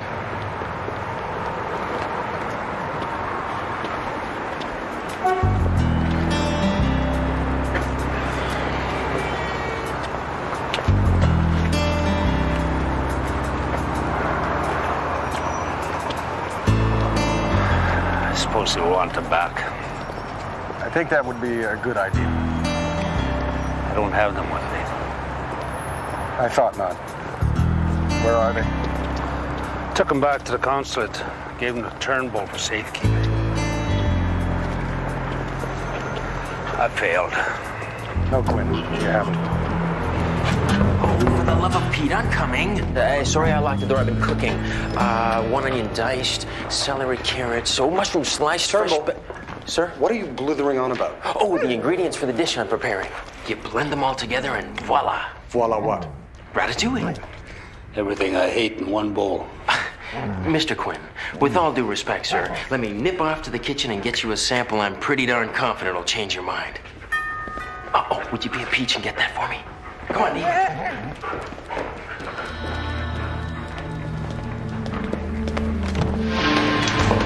Don't move or I'll kill him. Don't move. Where are they? Where are they? You're not be stupid enough to carry them. Come over there right now, I'll blow you away. Not very logical. If you kill him, he can't tell you where they are. That didn't stop me from killing you. You shoot them out, they'll hunt you forever. All right. Let's go. Both of you. Come on. Go. Quite frankly, I find it rude. Oh, company. Gone!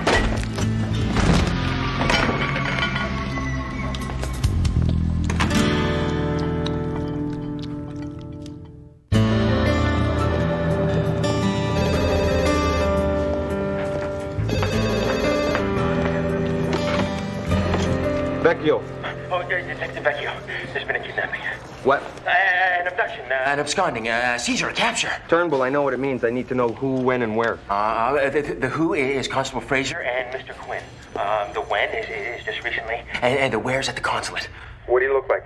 Oh, let's see now. Constable Fraser. Not Fraser. The kidnapper. Okay. I managed to make a quick sketch, a little something in charcoal. You see, I left my pastels at home. But maybe I can work it up for you later. I'm doing some lovely work in oils. Turnbull. Yes, sir. Fax it.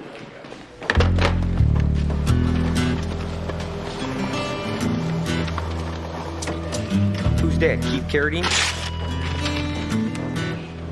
It's Kelly. He's got Fraser.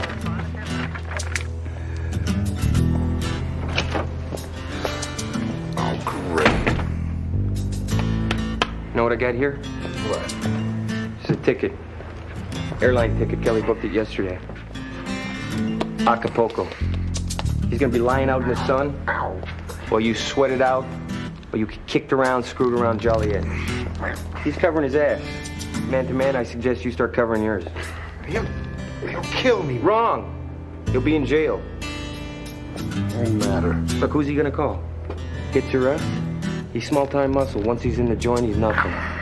All you gotta do, you tell me where he is. Look, I was trying to help you. Kelly's laughing at you. He's laughing his head right off his skinny little neck. Oh, wait. You got a closed-up shop on Cardero. Closed up shop on a Cardero. Yeah, 136. I get a deal, right? Hey, I get a deal. Back Just a second, I'll get it. Hey, Ray. Parents on the phone. Look, put it to rest, Jack. I'm serious. They're just outside the city limits. Look, it's not funny. All right. It's not funny. Okay. Shut up. Okay, we're gonna make this real simple. You tell me where the jewels are, and I won't kill your mountie friend. Don't listen to him, Quinn. Shut up! He'll kill us as soon as he has the jewels. Well, maybe one in the kneecap just to get the ball rolling, huh? I'll take you to the... Quinn. It's okay, Ben. All right. Good boy. Bad boy. Good boy. Bad boy. Good boy. Bad boy.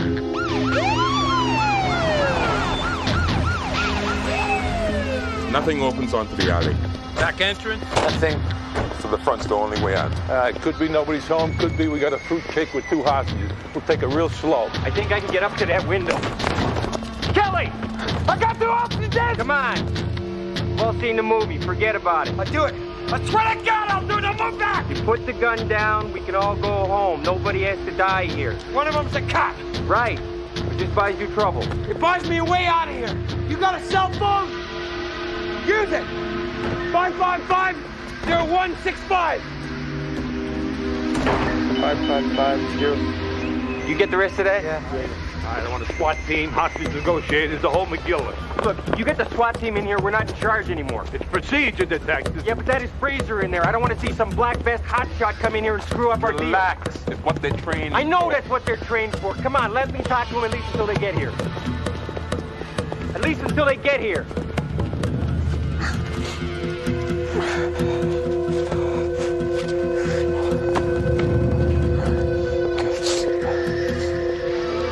How are your ropes?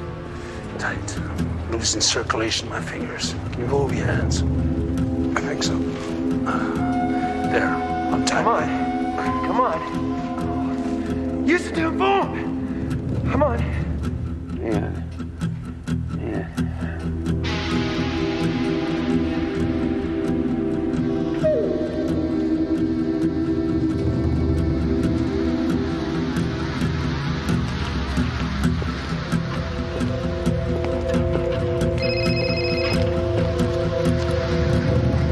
Deal?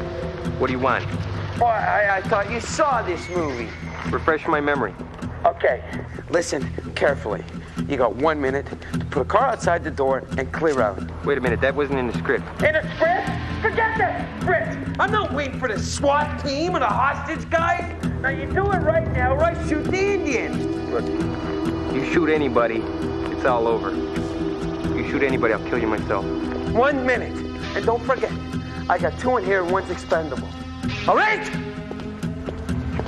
Look, we got to do something. He's going to shoot somebody. Do something, maybe we make him shoot somebody. You ever think of that?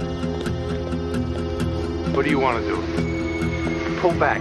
Bring my car up here, leave it. Maybe I can get close enough to make something happen. No, I don't like it. Look, I don't care if you like it. He's going to pull the trigger. He's crazy. Trust me on this. Trust me on this. One knot at a time, Ben. One knot at a time. Concentrate. Try and feel it. Feel where it's moving. Feel it when he turns towards you. Feel it, Ben. Where's that car? I need that car. Can't believe this. Stolen. The bastards are stolen.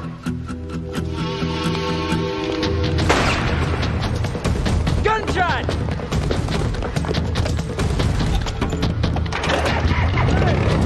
Don't you move! Now you've lost a hostage. If I know Quinn, you'll probably never find him. What do you propose to do? I'll kill you! I would have thought keeping me alive would improve your bargaining position. Screw it! Cut it!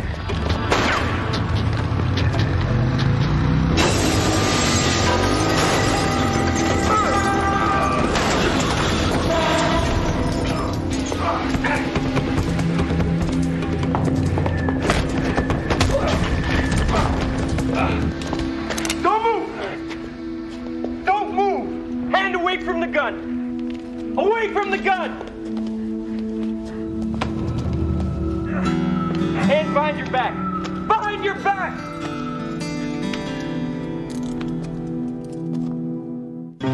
Getting the property back into the hands of the rightful owners is what it's all about. Thank you, Miss Vecchio. For Women Tough on Crime, I'm Diane Bowen. And cut. Good, we got it. If I gotta admit, it was a creative use of a motorcycle. But I wonder what would have happened if you fell on Quinn and Fraser. I never thought of that, but I got great cop, instincts? Yeah. Cop instincts. Yeah. Hey, Ray. What? They're here. Cool. Your parents. All right. Quit kidding around. First time it's kind of funny. Second time, sort of funny. Now, what? It's not a joke. They're set up outside. Set up where? In the parking lot.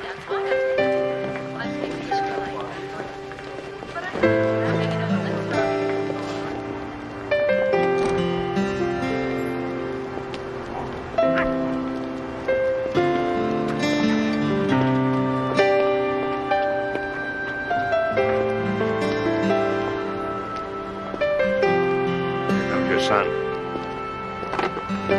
Stanley! Oh, Stanley, look at you. You haven't changed a stick. Your father and I fought from the moment we left the trailer park in Arizona. Fought right across the country. He'll have changed. Your father said changed utterly. Damien, I said, that's impossible. He's our son. Look at you. You're exactly the same as the moment you came into this world. You're hungry, aren't you? No. I knew it.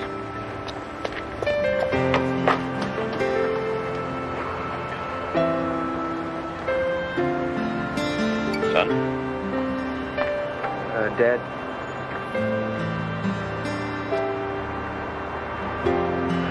I brought along a little something of yours.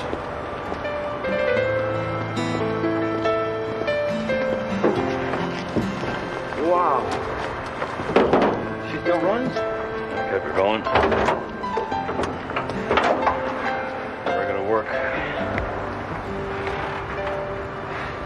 Let me tell you something, son. There's nothing like a long Arizona highway to keep an engine running clean. Thanks, Dad.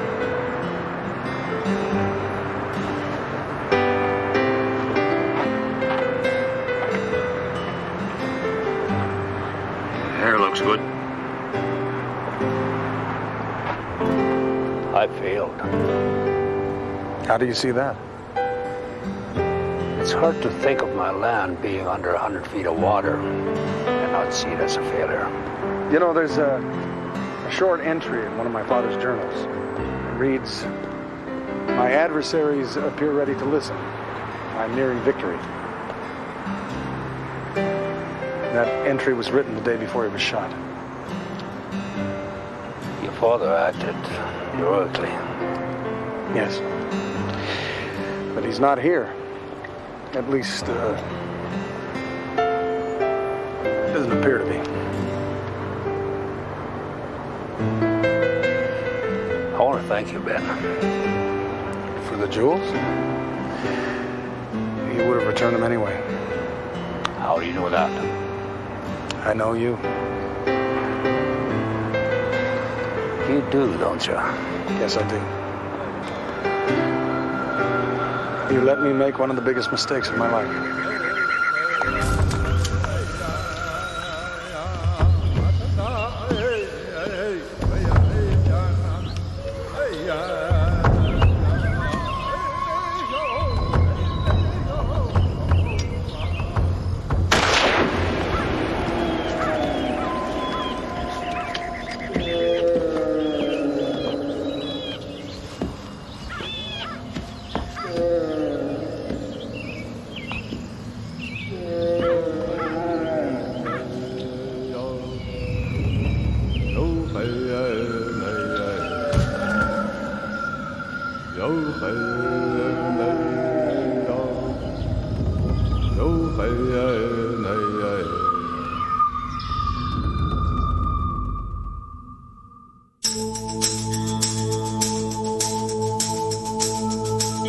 Highways north and sky will carry you away. You know you have to leave here. You wish that you could stay. There's 4 directions on this map, but you're only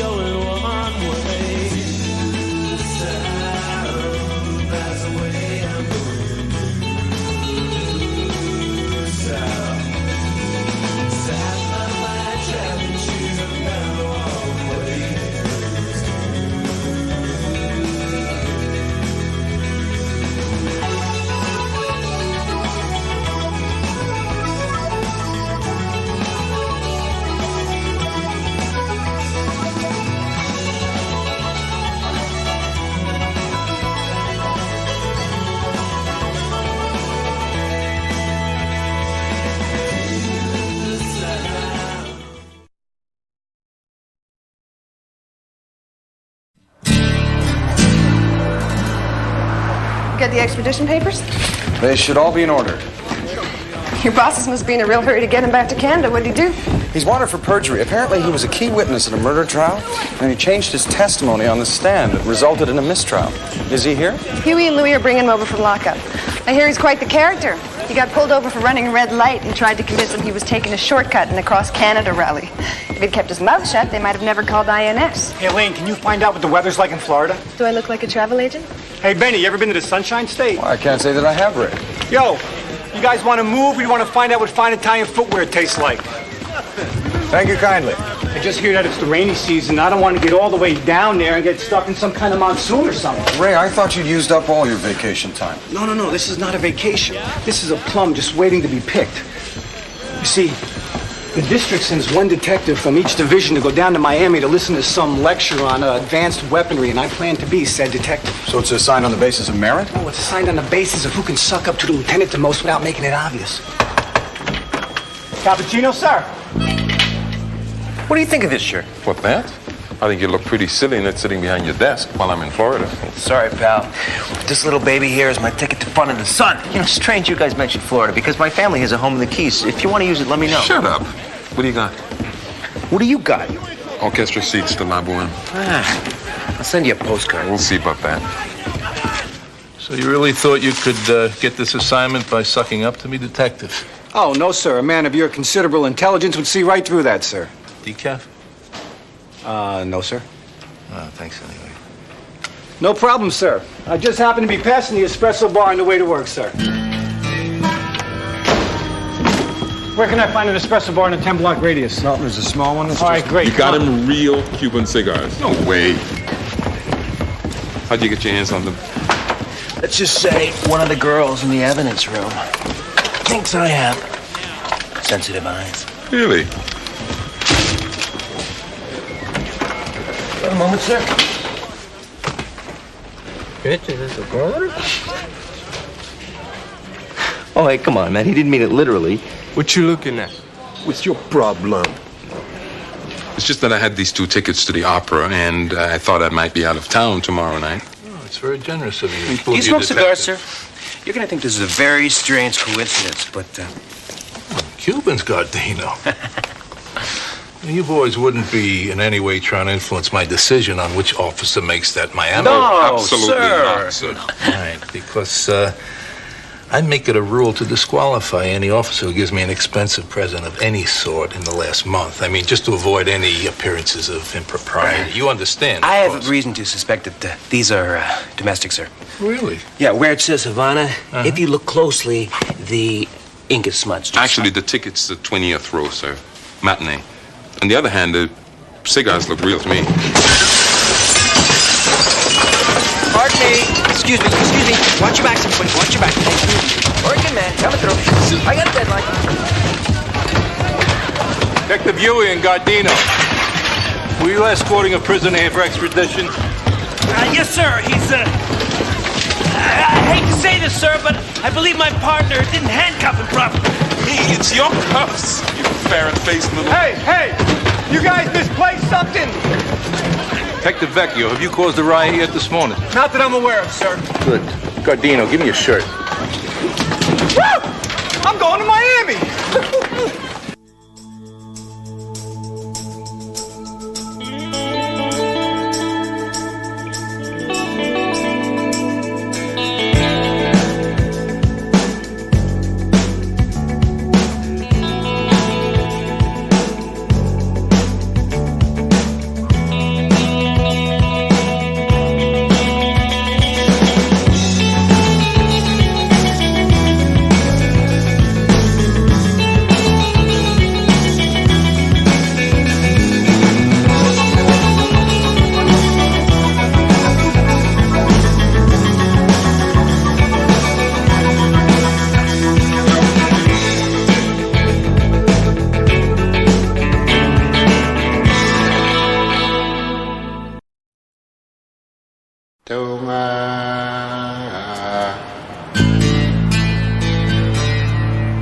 I have 2 days to drive down there, 1 day at the lecture, and 2 days to drive back. That's 5 days, out of which 3 I gotta spend on the beach. Ray, Miami is 1,387 miles from here. That's 26 hours driving time each way. Okay, so at 120 miles an hour, that's 13 hours. I save a day. Yes, I need to fly to Detroit today, and I will be transporting a prisoner. Fraser, you do not need to tell everybody everything. 5 days' notice? No, I wasn't aware of that. All right, well, thank you very much for your time. Ray, do you think you can drop us at the train station on your way?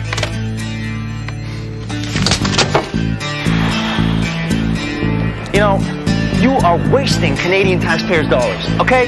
Because you're going to get me there, they're going to take one look at me, they're going to say, you got the wrong guy, and then they're going to let me go. Don't talk to him, he's calculating. Okay, so at 95 miles an hour, how long is it going to take? I can't tell you that, Ray. It would recklessly endanger the lives of thousands of motorists. Okay, so say 90.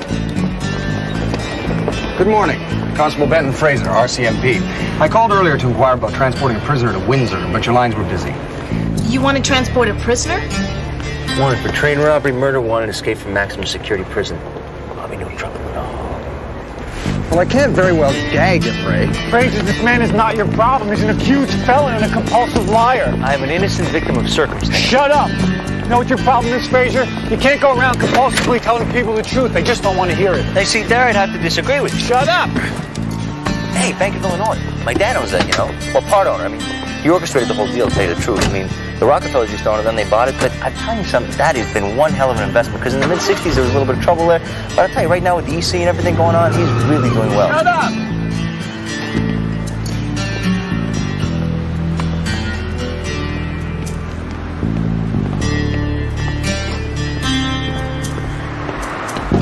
Well, I explained the situation to him, and he was extremely helpful.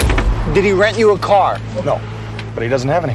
What do you mean he doesn't have any? There's got to be 100 cars in this lot. Unfortunately, they're all reserved. I didn't realize Spiro Agnew's birthday was that widely celebrated. Also, I thought it was in November. You know, my mother had an affair with Spiro Agnew. It was all hushed up, of course, which is why they wouldn't let me in the Secret Service.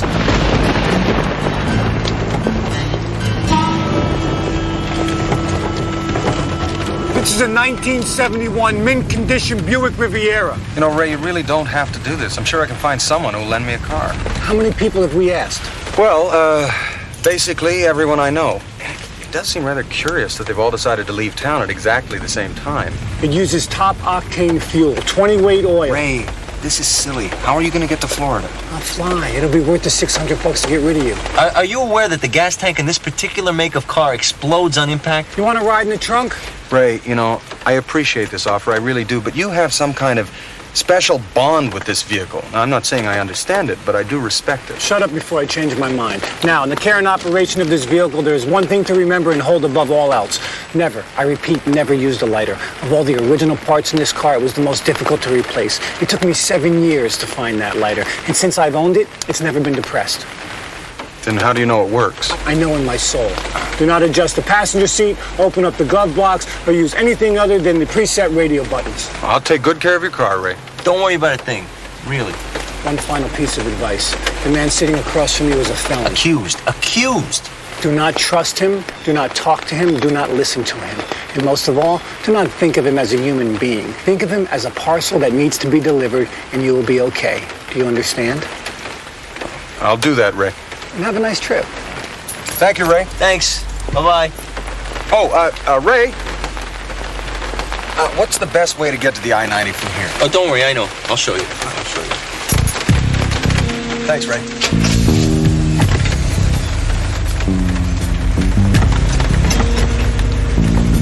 Bye-bye.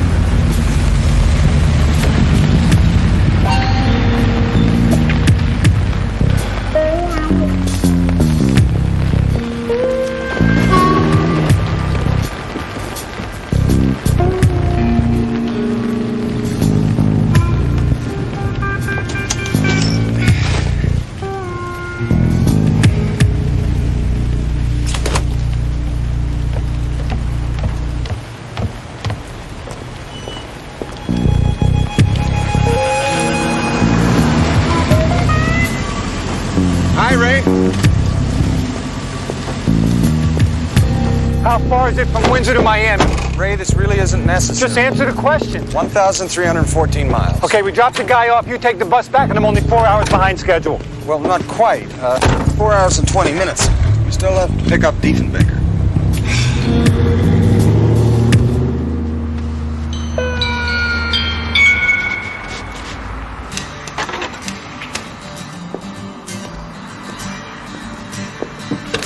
They left Chicago in the cop's car. A green 1971 Buick Riviera. There's a plate number.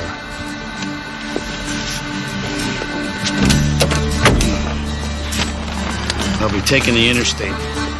We should get to them before they reach Battle Creek.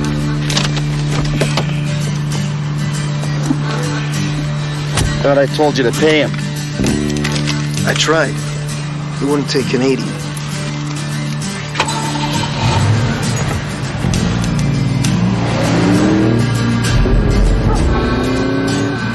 What do we have left in the cooler? Sandwiches are for later. Well, can I have a pop?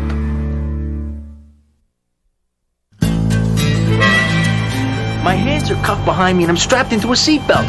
What if we get into an accident? Shut up. I think we're lost. Are you sure you know where we are? Yeah, halfway between freedom and incarceration. Now you keep your eye on that map. I want a state-by-state countdown until we get to Winnipeg.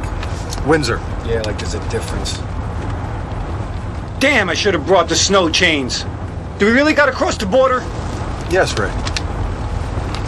Although, you know, I imagine they'll have a dog sled at the bridge in case we should get stuck. See? That's some kind of facetious Canadian humor. The kind of thing that must really knock them dead up around a bait house in Newfoundland. Sorry, Ray. Would you back off? Get off me. What is he, deaf? Yes. You know, I think he feels sorry for you. He senses you're in some kind of trouble. He'd like to help. You see, wolves have a very difficult time understanding the idea of incarceration. Undo my seatbelt. Yeah.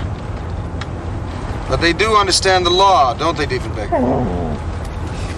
So, Ray, once you drop us off at Windsor, your trip to Miami should be fairly simple. You take Highway 18 west toward Leamington, then catch the ferry. Ferry? Is Florida on an island? No, this is the shortest way across Lake Erie. You know, you might want to call ahead for the schedule. What's a schedule? Like a schedule. It's every hour on the half hour. I'll phone. And then you get on the 250, travel 109 kilometers. Kilometers? Look, Fraser, when we cross the border, you can start talking in Canadian. Until then, let's stick to English, okay? You know, Ray, actually, it's quite simple. Converting kilometers to miles, you simply multiply by 5/8, so 109 kilometers would obviously be 68th and an eighth miles. Well, strictly speaking, it would be 67.69 miles. But still, the 5/8 rule is a very handy general guide. You know, I know the guy who invented kilometers. And then from Milan, which parenthetically most people tend to mispronounce as Milan, you would stay on the 250 through Norwalk and... I go south, okay? That's all I need to know. I go south. I have to go to the bathroom. Well, you can go in Canada, Ray. No, I understand. You know, my father used to hate this stuff. I remember once driving through Peru to a peace conference in Machu Picchu. You know what, McDonald? I don't think you ever had a father. Were you driving from Ayacucho or from Cusco? Actually, no, from Lima. Oh. How fast are you going, Ray? Not fast enough.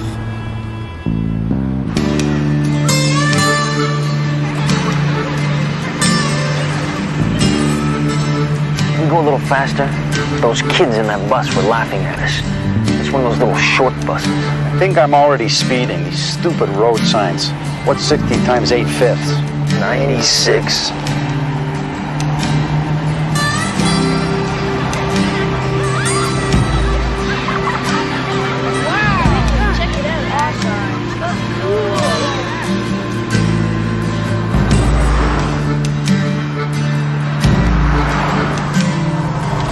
Ray, I think that was a state trooper traveling in the westbound lane. This is the US of A, Fraser. Cops do not ticket other cops. Now just keep your eye on the map. The sign. I gotta drive! Some people, huh? Well, perhaps they weren't expecting someone to come up behind them at roughly 93 miles an hour, Ray. Hey, isn't that what defensive driving is all about? Assuming that the other guy's gonna do something stupid? Whew, that did it. My kidneys are gone. We have to find a washroom.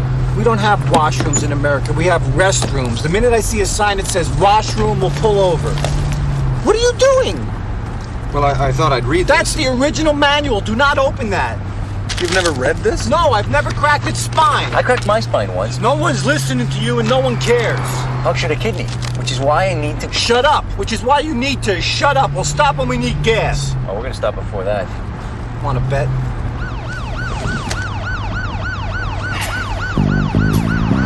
Drive safely now. Yeah, you have a real nice day, too. I'm starting to understand why people hate cops. Just doing his job, Ray. Is it too much to ask that a person be allowed to relieve himself? Look, you and I both know you're just stalling for time. If you really had to go, you could have gone back there. I've already lost 20 minutes of pool time. We're not stopping. Is this the original upholstery?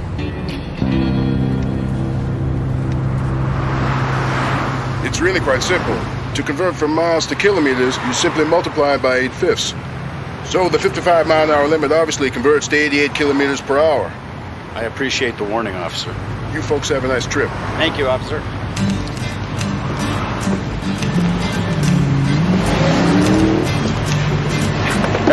Nice folks, Canadians. You hear such stories.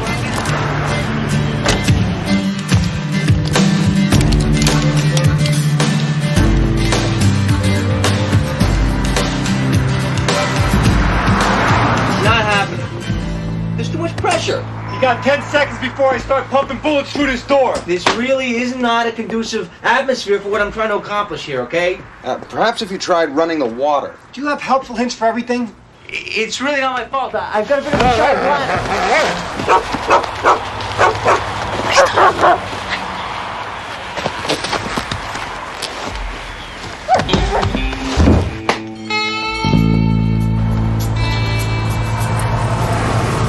You guys getting hungry?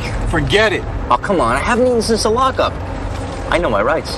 You have to feed me every 6 hours. Yeah, well, it's only been 5. 6. We passed the time zone. That doesn't count. Fraser, you tell him. Well, actually, Ray, the legal scholars seem to be fairly equally divided on this point. One argument, extended to its logical conclusion, would provide that if you were traveling west at a rate of speed high enough to cross one time zone every hour, then you would never actually have to feed the prisoner. That is, of course, until you cross the international date line, at which point you would have to force the prisoner to immediately consume 4 meals. Now, the contrary position...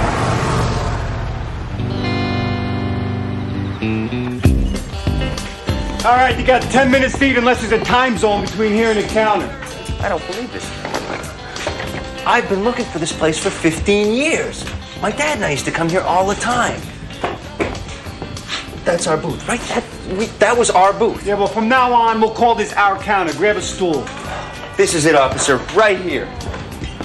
I don't know how it happened, really. I mean, 1 second it was just fine. The next thing you know, his throat just closed up on him. I got lucky because I just managed to puke it up all over the table. Look, look, look, look. There's still pieces on the chair right there. Sir, take off your pants. You're sitting in evidence there. He's not telling the truth. No, we have no need for your pants. Perhaps I should follow them. Tell them there's no danger. I'll send him a postcard. Come on, let's sit down and eat. Hello. Yellow. Yo, miss. This place hasn't changed a bit. See, my dad was a sales rep, so 3-4 times a year we had to go to South Bend. Oh, miss. Excuse me, miss. Miss. Yo. So we'd leave Kitchener at the crack of dawn. By the time lunchtime came around, I mean, I was starving. And, you know, you'd always want to stop someplace else, but I'd say no. I wanted to wait till we got here because it's like our place. Curious?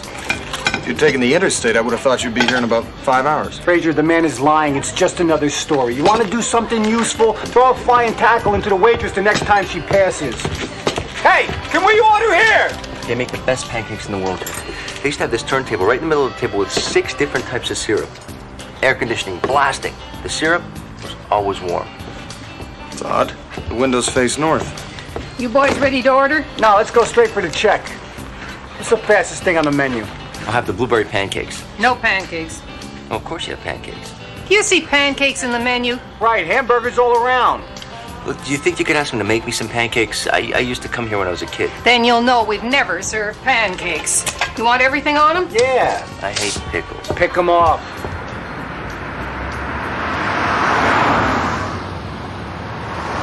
I'm telling you, it was Alaska. It wasn't Alaska. It was Nebraska. It was Alaska. It was yellow and shaped like a polar bear and said Alaska. Alaska is gold and blue. No, it's the not. Northwest Territories is shaped like a polar bear. If you two don't shut up, I'm pulling the car over right now and I'll shoot you both.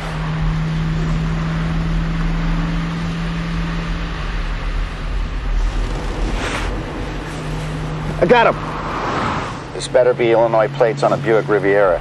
Yeah, at the restaurant. That's good, Norman. Nice work. You better eat that burger, because we're not stopping again.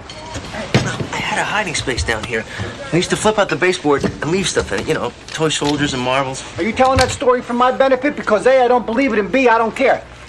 I must have fixed it. I don't think this is the place you're looking for, Ian. Yeah. Who cares, you know? You remember when you said the syrup was always warm in the afternoon? Well, that would indicate westerly facing windows, which would mean the highway had to run north and south. The most direct route to South Bend would have been Highway 12, a slower road, which would have put you past Hillsdale by approximately 1 o'clock. Now, if I recall from the map correctly, that highway dips south about 60 miles west of that community. So actually, Ian, I think you're off by about 45 miles. Do you believe everything people tell you? Huh? How do you get through a day? Did I tell you he was yanking your chain?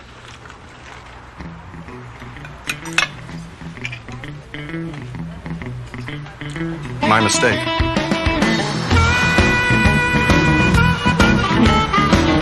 Take care of him. You look after the car.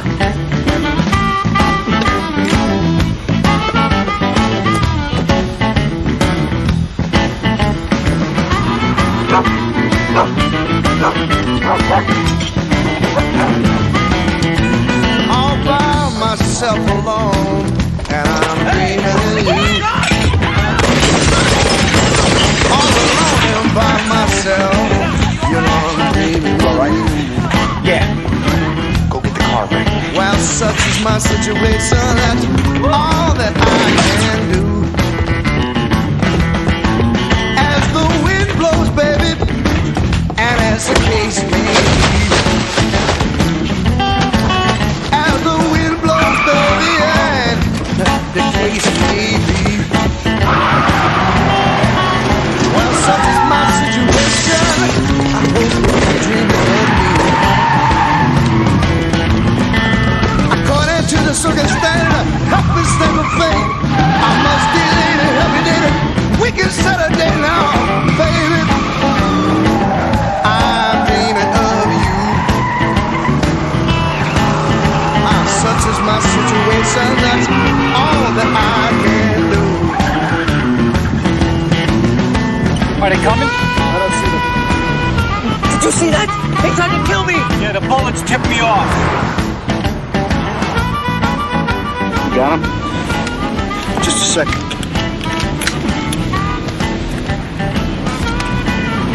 Okay, got him.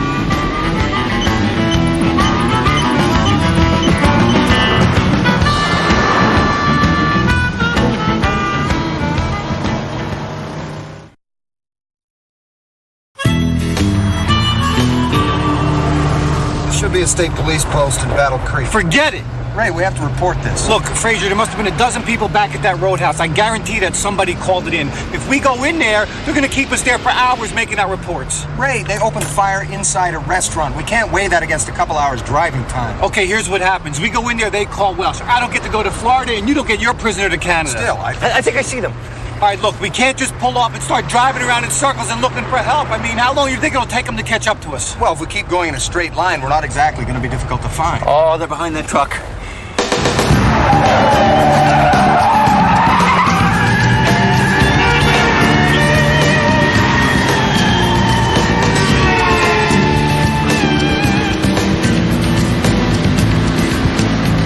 I think they turned right. Where? Back there.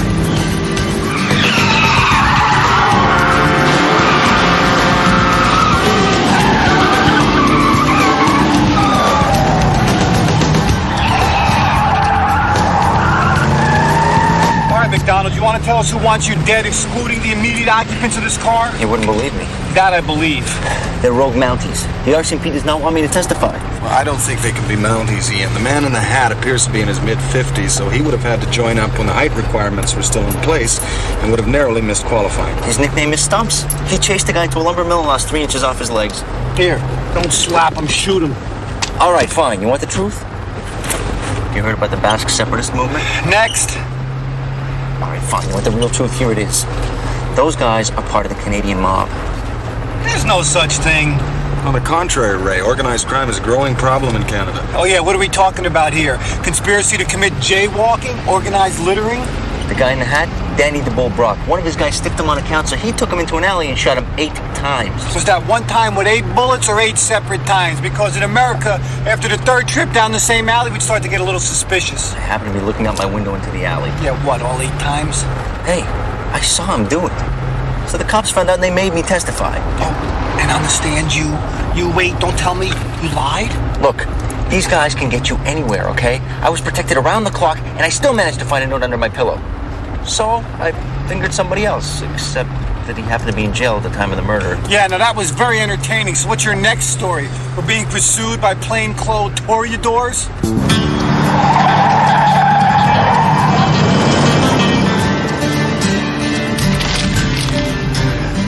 Ray, this road isn't on the map.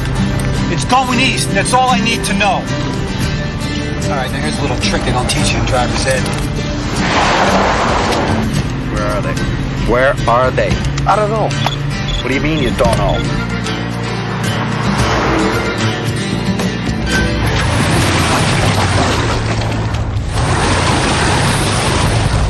I was a driving instructor once. Shut up. All right, now you two rock back and forth when I gun the engine. No, you're just digging yourself in deeper. I'm afraid he's right, Ray.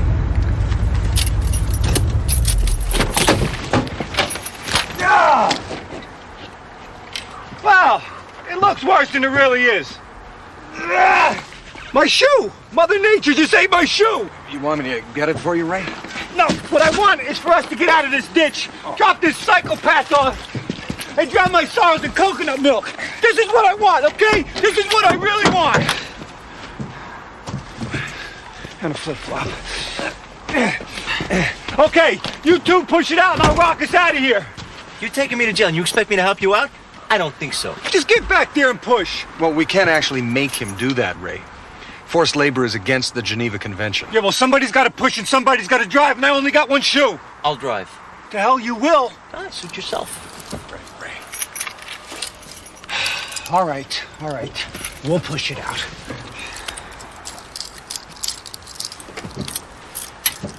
You expect me to drive like that? Yeah, but not too far. All right, on 3.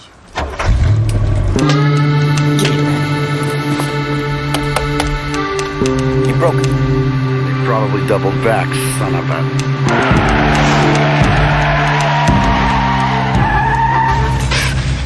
I said 3! My foot cramped. All right.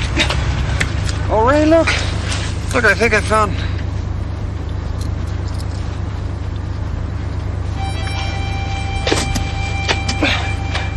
All right, I think we should have enough traction here. Okay, let's try it again on 1. 1!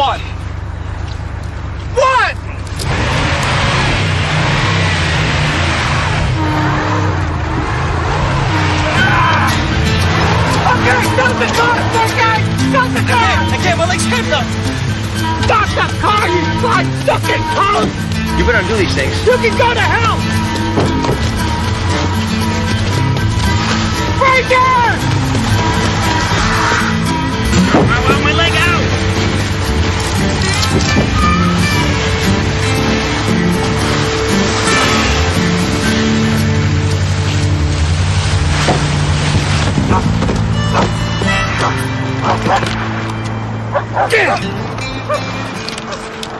They know where we are. What? There's a tracking device on the car. If we don't get to him fast, they'll find him, they'll kill him. It's not gonna happen, Frazier, because I got first dibs.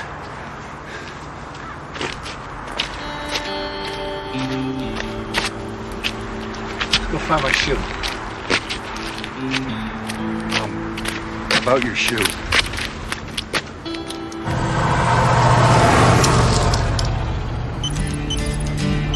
I got them. They're heading north.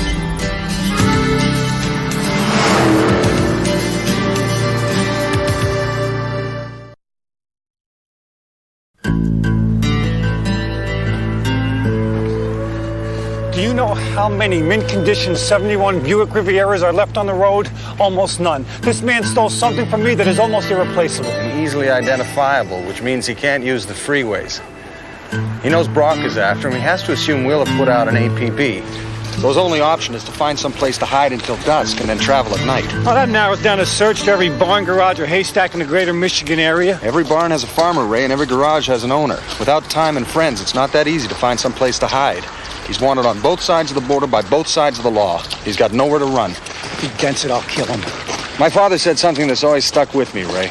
Your father never shut up, did he? He said a man with no future will always run to his past. And when did this come up, Fraser? Were you sitting around at breakfast when he came up with these things? Or did he come running into your room and just blurt them out? Ray, there's no need to be sarcastic. No, I'm just curious. How did he work these things into everyday conversation? Did he say, son, did you see the size of that moose? And by the way, a man with no future will always run to his past. Ray, I'm sorry about your shoe. I thought you didn't want it anymore. You know what my father used to say? A man without a car is nothing. And I don't want to be nothing anymore, Fraser. It's hard on my socks.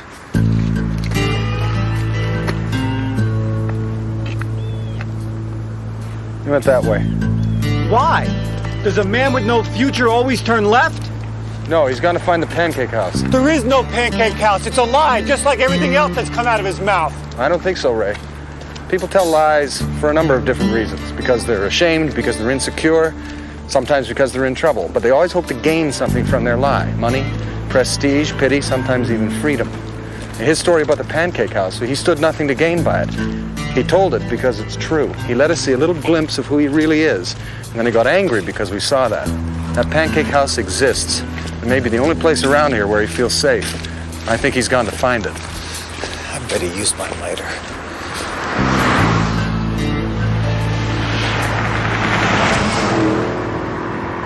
All right, here we go. Need a lift? Oh, yes, thank you. Not you. Which way are you going? Well, we're traveling together, ma'am. Did you? I'll go without him. Not likely. Too bad. If you ever get to Miami, just ask for Rhonda. You see that?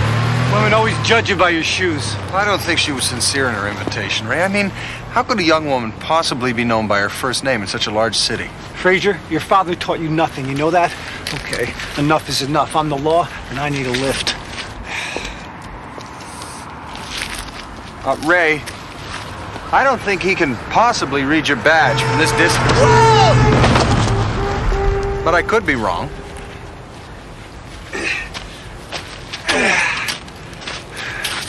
Well, they can read this. Ray, brandishing a weapon is not going to encourage motorists to come to our aid. Fraser, look at me. I have one shoe. I am covered in mud, and I'm standing with a wolf and a guy dressed like who knows what. No one in their right mind is going to stop and give us a lift without the threat of deadly force. Hey, you folks stranded, eh? Canadian? Go on, eh? How'd you know? Now, we're officers of the law, sir, and we're pursuing an escaped perjurer. We'd very much appreciate a lift. Hey, well, hop on in. Thank you kindly. Sick country you have, Fraser.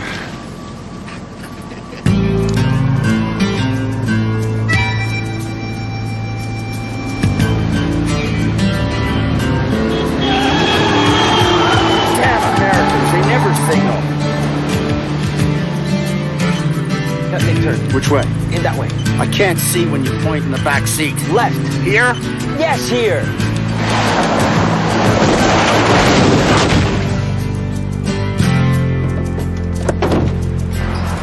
It would be a pancake house off Highway 12 near Hillsdale. Well, we're headed for a mall right near there. You have such wonderful malls in the States. Yeah, I mapped out the whole route on our home computer, eh? 3 states, 6 malls, 1 day. Oh, goodness, will you look at that? More stranded motorists with guns. Floor it, buddy, floor it!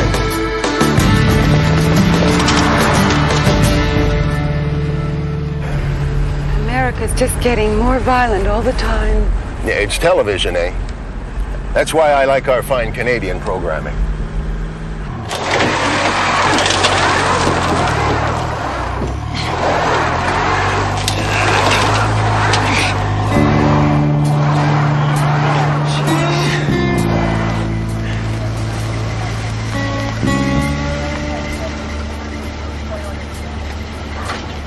guys need some help?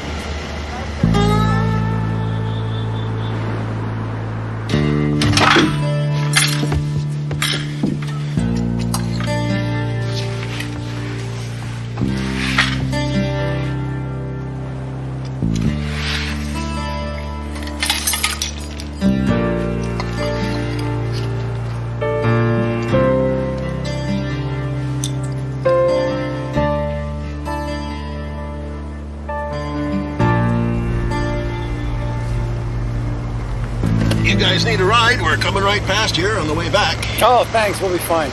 If you're ever in Sarnia, drop by. Make it kindly. Thanks. Fraser, if I'm ever in Sarnia, shoot me with a big gun. There she is. Oh, baby. Oh, baby. Oh, baby. Did he hurt you? Did he hurt you?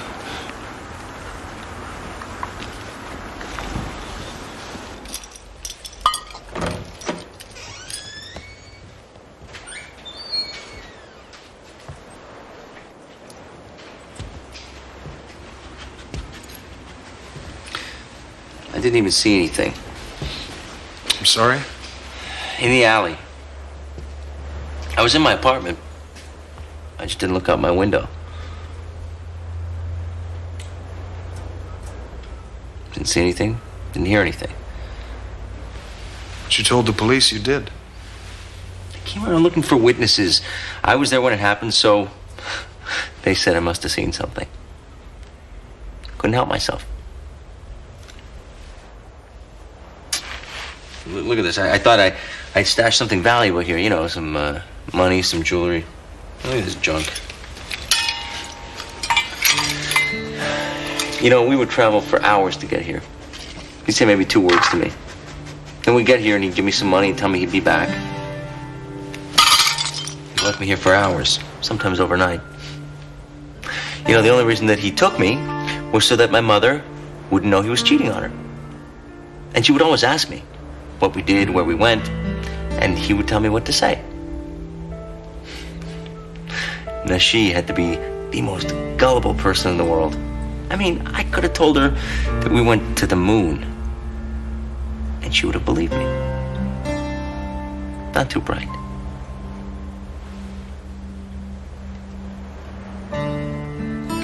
She thought I was gonna be somebody. I think that she would be proud. What do you think? Is that why you said you'd seen the murder? To be somebody? Look, I'm just telling you an amusing anecdote. This is a very, very sad story, my friend. Hoping maybe you would feel sorry for me and let me go. But I'll tell you something. You do have to appreciate the irony of the situation. I mean, I tell a lie and say that I saw Danny the Bull do it, and I go free. I tell the truth, and I saw absolutely nothing. And they're never gonna believe me. I'll go to jail for perjury. That's the story of my life.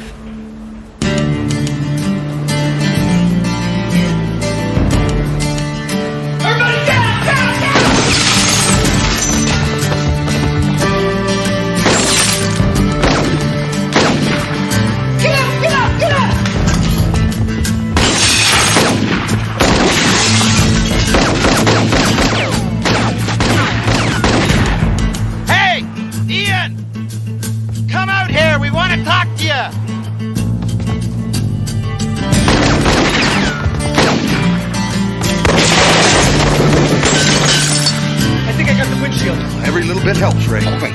We'll be dead, but they'll have really poor visibility. Okay. I'll cover. You go out the back door and circle around. No, there is no back door. Yeah, like I'm supposed to believe that. You're right. I'm on their side. Any ideas?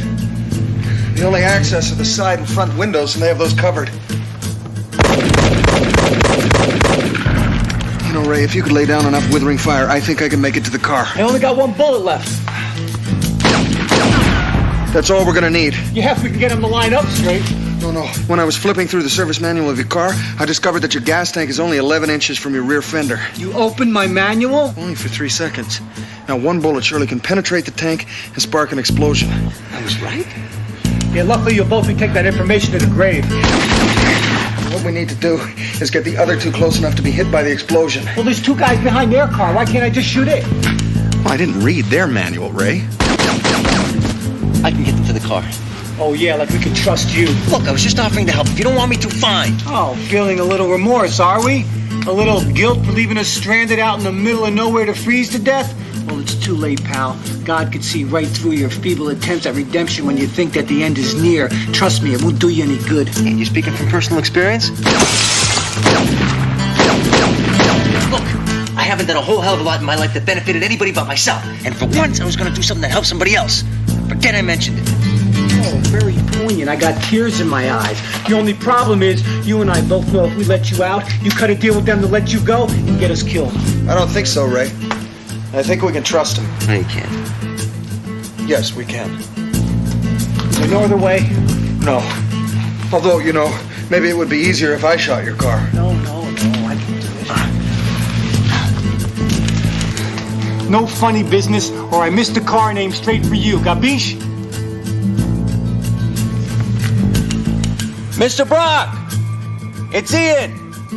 How you doing? Okay, here's the deal. I come out there with the car keys, and you let me disappear. I just go and I don't testify. They tell their bosses I escaped, and everybody goes away happy. You think you can live with that?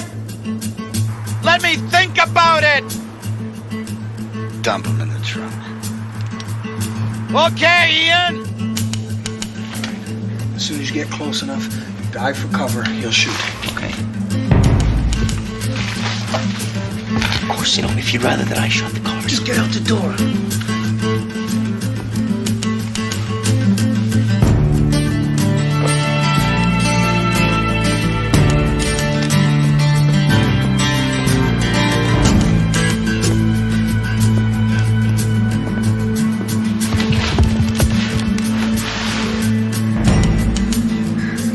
It's getting closer.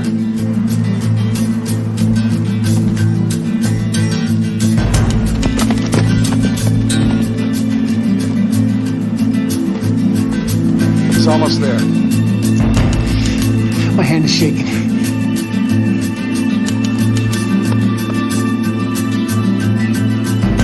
Ray?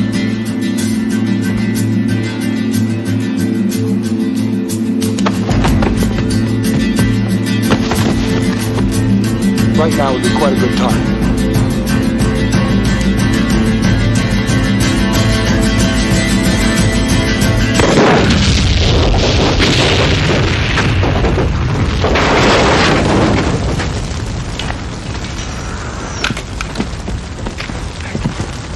Right? Yeah. I used to be a stuntman for a while.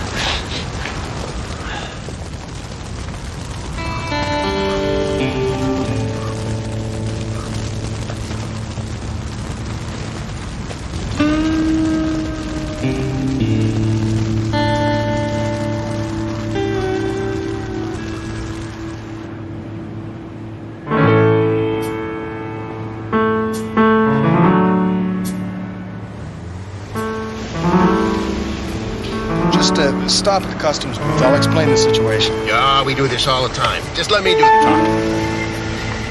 You have nothing to declare. Well, as a matter of fact...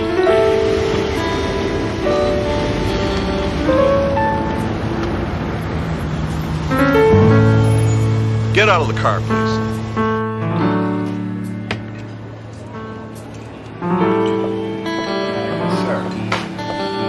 Well, they think there was a short in the electrical system. No, I'm fine, sir.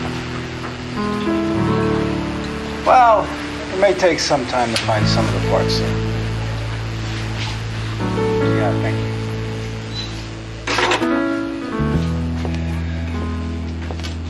Send the lane to Miami. I'm so sorry, Ray.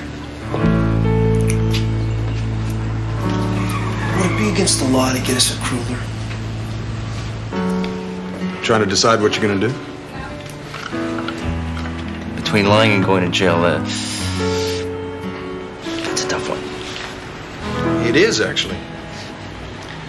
You can keep deceiving people so they think you are somebody, or you can be somebody. Everybody needs to be somebody sometime. There was a person your mother thought you could be. What do you think he'd do?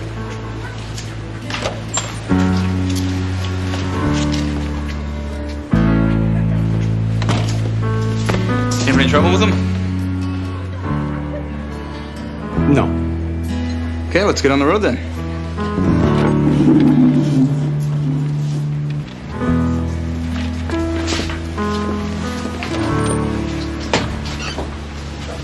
I'll see you in a few years.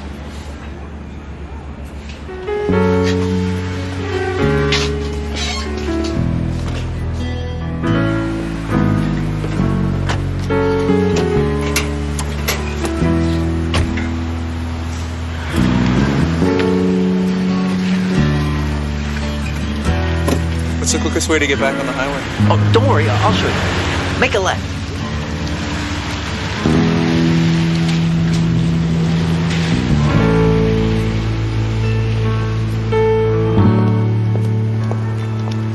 Ray, I think we should have turned them over to the Canadian authorities. Hey, if they want him, they can dig him out of an American jail. Come on, stick out your thumbs. Certain all the rental cars were taken? Hey, don't blame me. I never heard of your damn maple syrup day. I'm sure it's this way. Make a left.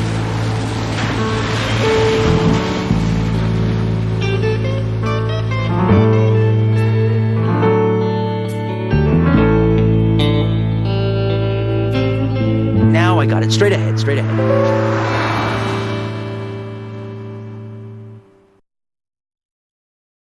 High winds, northern sky will carry you away. You know you have to leave here. You wish that you could stay. There's 4 directions on this map, but you're only going one way. Decide.